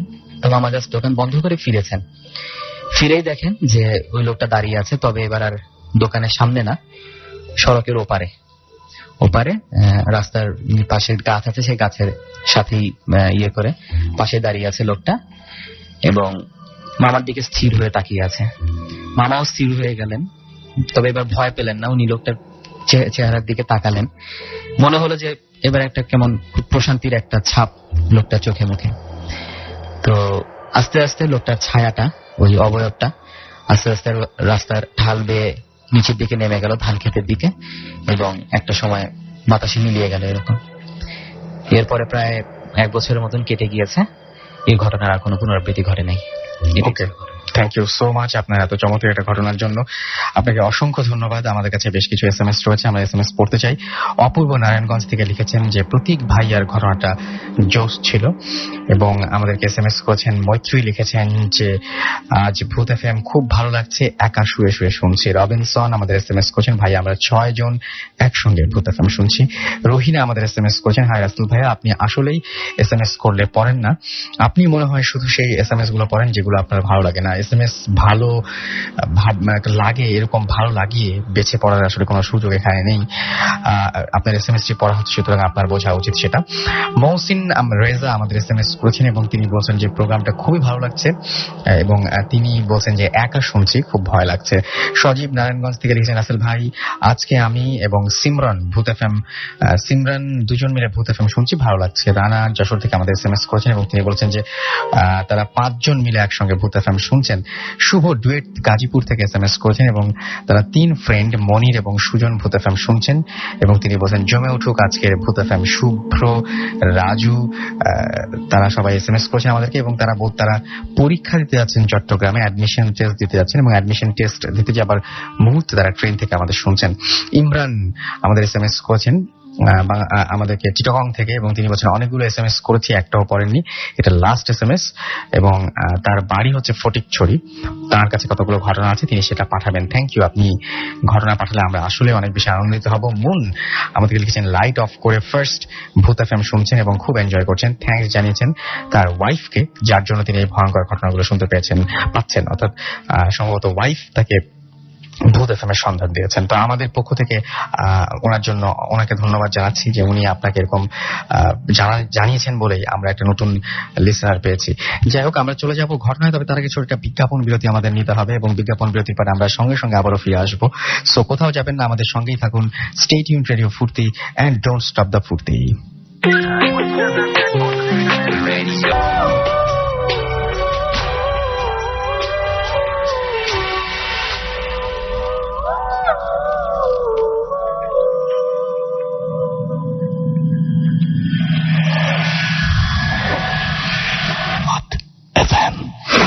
Haunted by Airtel.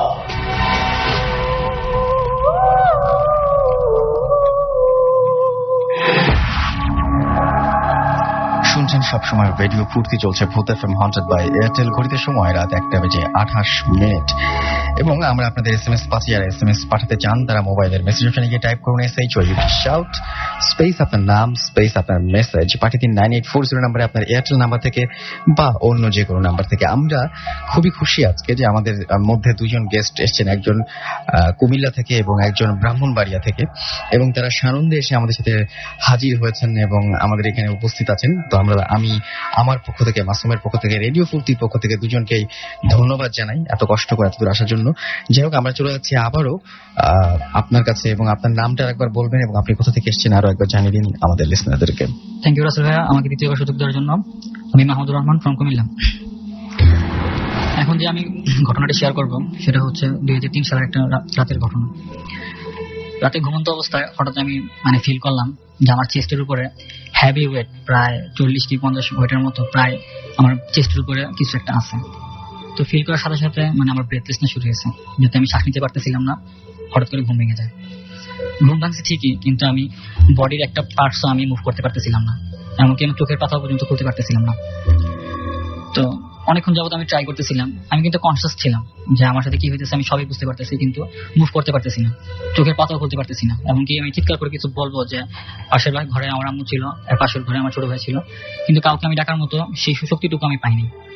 তখন দোয়া দুরুদ যা পারি মানে পড়ে শরীরের যত শক্তি আছে সবগুলো দিয়ে উঠার চেষ্টা করতেছিলাম। তো এক সময় আল্লাহর রহমত ছিল যে আমি আমার যে কোণের উপরে মানে এলবোর উপরে মানে প্রেসার দিয়ে জাস্ট একটু উঠতে চেষ্টা করছি।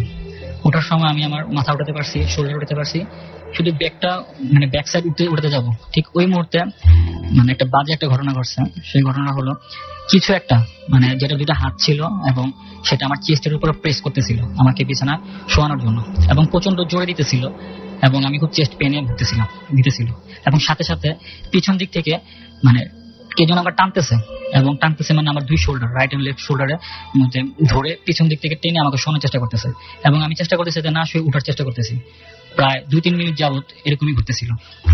এরপর আমি আনকনসিয়াস হয়ে যাই। এরপরে কি হয় কিছু জানি না।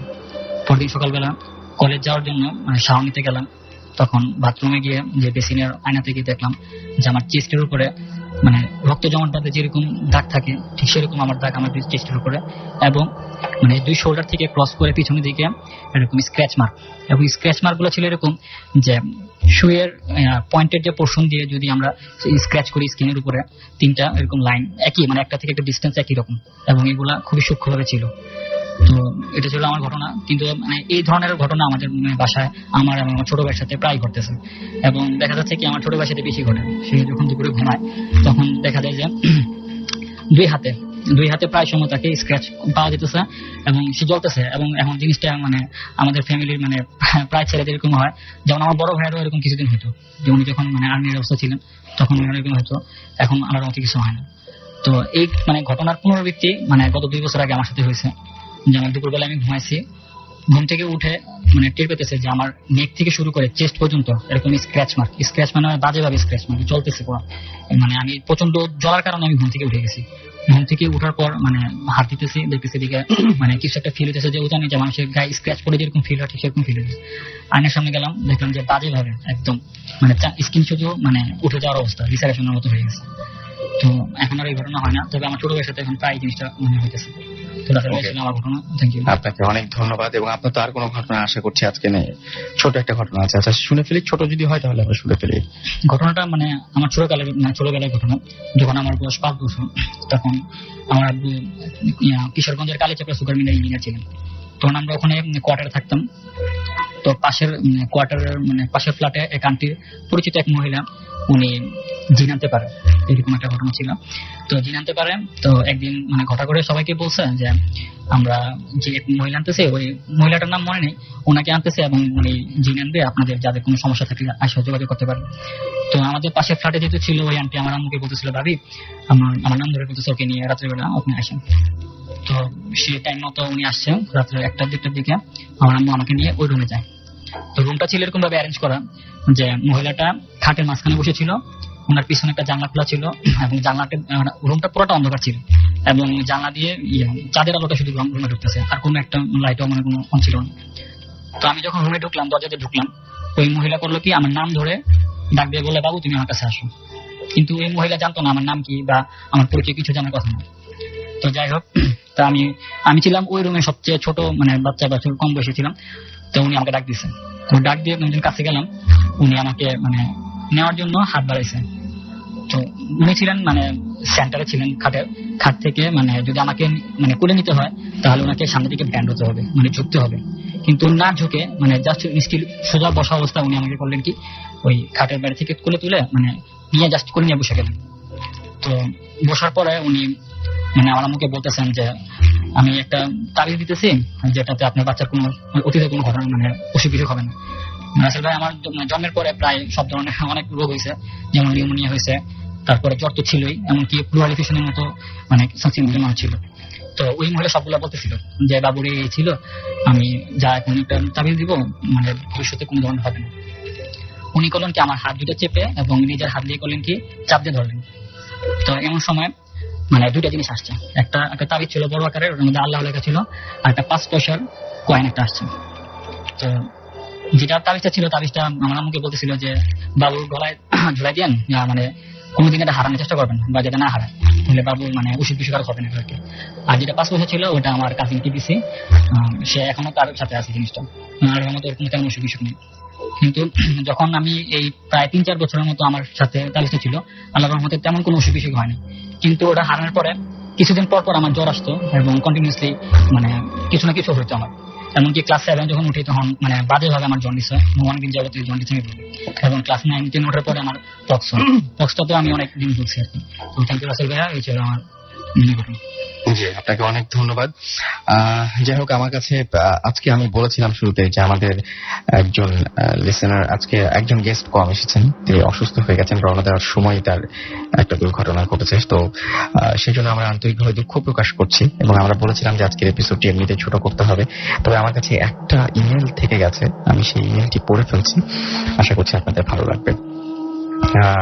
আমাকে যিনি লিখেছেন তার নাম অপু দেওয়ান, তিনি আমাকে লিখেছেন যে আমার বাবার কাছে শোনা এই মর্মান্তিক ভয়াবহ ঘটনাটি যা ঘটেছিল কোন একটি তাদের কোন একটা জায়গার কোন একটা এলাকার একটা স্কুলের হোস্টেলে, এবং এই ঘটনাটি ঘটে স্বাধীনতা যুদ্ধের আগে।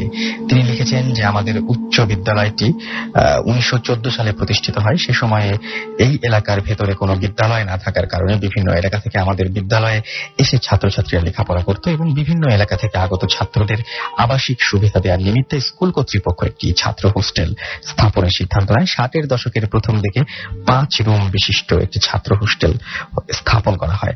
বলে রাখা ভালো যে এই হোস্টেল, যে জায়গায় হোস্টেলটি স্থাপন করা হয় সেখানে পূর্বে হিন্দুদের শ্মশান ছিল বলে জানা যায়। অনেকে বলেছিল এখানে হোস্টেলটি করা ঠিক হচ্ছে না, অনেকে বাধাও প্রদান করেছিল, কিন্তু হোস্টেল করার পর পর্যাপ্ত সুন্দর জায়গা না পাওয়ায় এই শ্মশানের উপরে হোস্টেলটি স্থাপন করার সিদ্ধান্ত নেওয়া হয়। যাই হোক, হোস্টেল ছাত্র সংখ্যা কম হয়, প্রতি রুমে 4 জন থাকার কথা থাকলেও প্রতি রুমে 2 জন করে ছাত্র থাকতো। আর একটু বলে রাখি, হোস্টেলের 5টি রুম একই সারিতে ছিল, আর 5 নাম্বার রুমটির সামনেই ছিল ছাত্রদের টয়লেট ও বাথরুম। একজন ছাত্র রাত্রে টয়লেটে যাবার জন্য ওঠে এবং টয়লেট থেকে ফিরে এসে যখন সে তার রুমে ঢুকবে সে তখন কান্নার শব্দ শুনতে পায়। কান্নার শব্দটা আসছে টয়লেটের সামনে থেকে, আর ছেলেটি সেদিকে তাকাতেই দেখতে পায় একজন 5 নাম্বার রুমের দরজায় হেলান দিয়ে বসে কাঁদছে। এত রাতে সে এই দৃশ্য দেখে তাড়াতাড়ি তার রুমের ভেতরে ঢুকে পড়ে। তারপর রুমমেটকে ডেকে তুলে এই ঘটনার কথা বলে। তার রুমমেট বলে, চল গিয়ে দেখি কে। তারা তখন বাইরে গিয়ে দেখলো যে কেউ নেই। ছেলেটি অবাক হয়ে বলে, আমি মাত্র দেখেছি। আরো 2 জন 5 নাম্বার রুমের সামনে যায়, সেখানে গিয়ে দেখে যে অনেক পাটের আঁশ পড়ে আছে। তারা তখন ভাবলো হয়তো কোনো পাগল বসে কাঁদছিল এবং পাটের আঁশ রেখে গেছে। কিছুদিন পর আবার আরেকজন ছাত্র একই ঘটনা সবার সাথে শেয়ার করে। সে বলে রুমের সামনে বসে একজন কাঁদছিল, আর পরে সেখানে দড়ি দেখতে পায় যা সবাইকে দেখায়। সেখান থেকে 5 নাম্বার রুমে যে 2 জন থাকে তারা জিজ্ঞাসা করে তারা কখনো কিছু অনুভব করেছে কিনা। কিন্তু 5 নম্বর রুমের ছাত্ররা ভাবে তাদেরকে ভয় দেখানোর জন্যই সবাই এসব কথা বলছে, তারা তাদের কথায় কান দেয় না। যাই হোক, এভাবে কিছুদিন কেটে যায়। যে 2 জন ছেলে 5 নম্বর রুমে থাকতো একসাথে থাকার কারণে তাদের মাঝে ছিল ঘনিষ্ঠ সম্পর্ক, যাদের একজনের নাম ছিল মালিক আর একজনের নাম ছিল মনীষ। একদিন মালিক প্রচন্ড জ্বরে ভোগে, জ্বর আসে তার, এবং কোনোভাবেই জ্বর সারছিল না। ফলে মালিকের শারীরিক অসুস্থতার কারণে তার নিজের বাড়িতে চলে যায়, আর রুমমেট মনীষ থেকে যায় হোস্টেলে। মনীষ একা একা হোস্টেলের 5 নম্বর রুমে যায়। 2 দিন কেটে যায়। তখন মনীষ তার বন্ধুদের সাথে বলে যে রাতে কে যেন তাকে ডাকে, আর রাতের শেষের দিকে তার ভীষণ অস্থির লাগে, মনে হয় কে যেন তার গলা চেপে ধরে রেখেছে।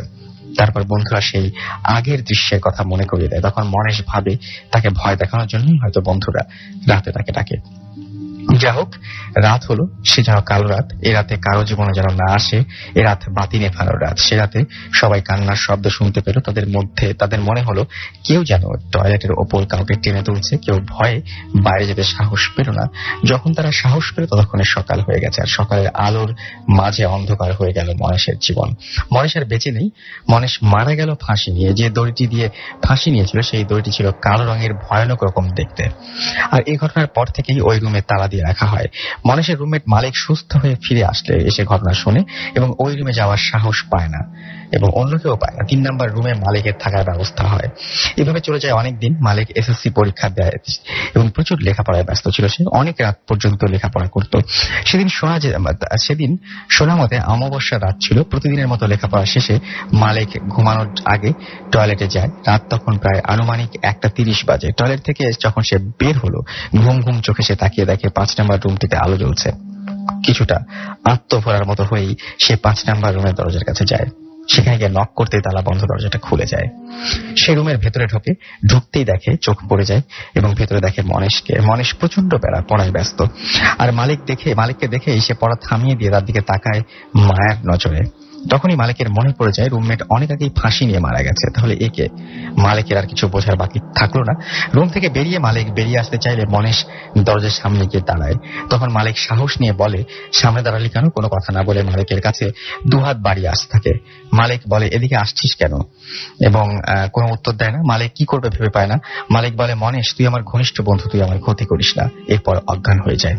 আর সে রাতেও সবাই সেই রাতের মতো কান্নার শব্দ শুনতে পাচ্ছিল। যখন মালিকের চিৎকারের শব্দ পায় তখন সবাই ছুটে আসে এই রুমে এবং সবাই দেখে মালিক অজ্ঞান হয়ে মাটিতে পড়ে রয়েছে। তার ওপরে একটি ফাঁসির দড়ি ঝুলছে এবং তাই সেই আগের দড়ির মতোই। যখন মালিকের জ্ঞান ফেরে তখন মালিক সজাগ হয়ে দেখে তার সারা শরীর অবশ হয়ে গেছে। তারপরও বলে যায় তার সেই সর্বনাশী সময়ের কথা। কিছুই খেতে পারছিল না সে। এভাবে কিছুদিন কষ্ট সহ্য করার পর সবার মায়া কাটিয়ে সে চলে যায় না ফেরার দেশে। আর তারপর থেকে স্কুল কর্তৃপক্ষ হোস্টেলটি বন্ধ করে দেয়। এই ছিল অপু দেওয়ানের পাঠানো ঘটনা এবং আমরা পড়ে ফেললাম সেই ঘটনাটি। আজকে আর কোনো ঘটনা আপাতত আমরা শেয়ার করতে চাচ্ছি না। আজকের মতো আমরা শেষ করতে চাই। তবে তার আগে বেশ কিছু SMS রয়েছে, SMS পড়ে ফেলতে চাই। ফয়সাল এবং সাদিয়া আমাদের SMS করেছেন গাজীপুর থেকে। সৌমিতা, রিপা, শর্মী, সুতি, তারপরে কাকলি, কণা খুলনা থেকে SMS করেছেন। বিশাল আমাদের SMS করেছেন এবং তিনি বলছেন, আচ্ছা তিনি কি লিখেছেন, আচ্ছা তার একটা গল্প রয়েছে। আচ্ছা, ফয়সাল এবং সাদিয়া গাজীপুর থেকে SMS করেছেন। এছাড়া আমাদের SMS করেছেন কার্তিক প্রান্ত, SMS করেছেন আমাদেরকে শাহরিয়ার, অনেকদিন পর তিনি ভূত FM শুনছেন। অপু আমাদের SMS করেছেন, আজকের ঘটনাটা দারুণ লাগছে। এছাড়াও আমাদের SMS করেছেন মাহবুব শ্রীনগর মুন্সিগঞ্জ থেকে। ফয়সাল, সাদিয়া অনেকগুলো SMS করেছেন, ইনফ্যাক্ট এই জন্য বারবার আসছে। অনামিকা আমাদের SMS করেছেন এবং তারা লাইট অফ করে ভূত FM শুনছেন। তৃপ্ত আমাদের ময়মনসিং থেকে SMS করেছেন। আলাল আমাদের SMS করেছেন। নোমান SMS করেছেন আমাদেরকে। এছাড়াও দেখতে পাচ্ছি মিঠু গাজীপুর থেকে SMS করেছেন। ফয়সাল, মাহবুব SMS করেছেন। রানা SMS করেছেন আমাদেরকে। রাব্বি SMS করেছেন। শুভ বাগেরহাট থেকে। সাথী আজিমপুর থেকে। আদিবা, এছাড়াও আমাদেরকে আনহার, ফয়সাল সহ আরো অনেকে যাদের SMS পড়তে পারলাম না তাদেরকে সরি বলছি। অনেক দুঃখিত আমরা যে আপনার SMSটি পড়ে ফেলতে পারলাম না, বাট আগামী সপ্তাহে নিশ্চয়ই পড়ে ফেলবো এবং আগামী সপ্তাহে আসার আগ পর্যন্ত আপনাদের বিরাট দায়িত্ব রয়েছে। আমরা পুরো সপ্তাহ তাকিয়ে থাকি আপনাদের ঘটনার জন্য, সেই জন্য আমাদেরকে ঘটনা পাঠান এবং ঘটনা পাঠানোর নিয়মটি হচ্ছে মোবাইলে তো আপনারা SMS করেন, এটা ইমেল করতে হবে এবং ইমেল অ্যাড্রেসটি আপনাদের লিখে নিতে হবে বা মনে রাখতে হবে। ইমেল অ্যাড্রেসটি হচ্ছে bhutfm@radiofurti.fm। এখানে নাম, ঠিকানা এবং ফোন নাম্বার সহ আপনার জীবনে ঘটা সেরা ঘটনাটি আমাদের পাঠিয়ে দিন। আমরা ইনশাআল্লাহ সেটা যদি আমরা সিলেক্ট করি তাহলে ডেফিনেটলি আপনাকে কল করে এখানে নিয়ে আসবো বা আপনার ঘটনাটি আমরা পড়ে শোনাবো। আজকের মতো এখানেই শেষ করছি। একটা সুন্দর সপ্তাহ কাটুক আপনাদের। অনেক অনেক ভালো থাকেন। যদিও আমরা চলে যাচ্ছি কিন্তু রেখে যাচ্ছি আপনাদের জন্য ফুর্তির অসম প্লেলিস্ট। সো সারা রাত ফুর্তির সাথে থাকুন। আশা করছি যে বাকি এই 7টা দিন ফুর্তির সাথে অনেক আনন্দেই কাটবে। ফিরে আসবো আবারও আগামী সপ্তাহে। সেই পর্যন্ত সবাই ভালো থাকবেন, সুস্থ থাকবেন, শুধু থাকবেন, মোস্ট ইম্পর্টেন্টলি ফুর্তির সাথেই থাকবেন। আজকের মতো এখানেই টাটা।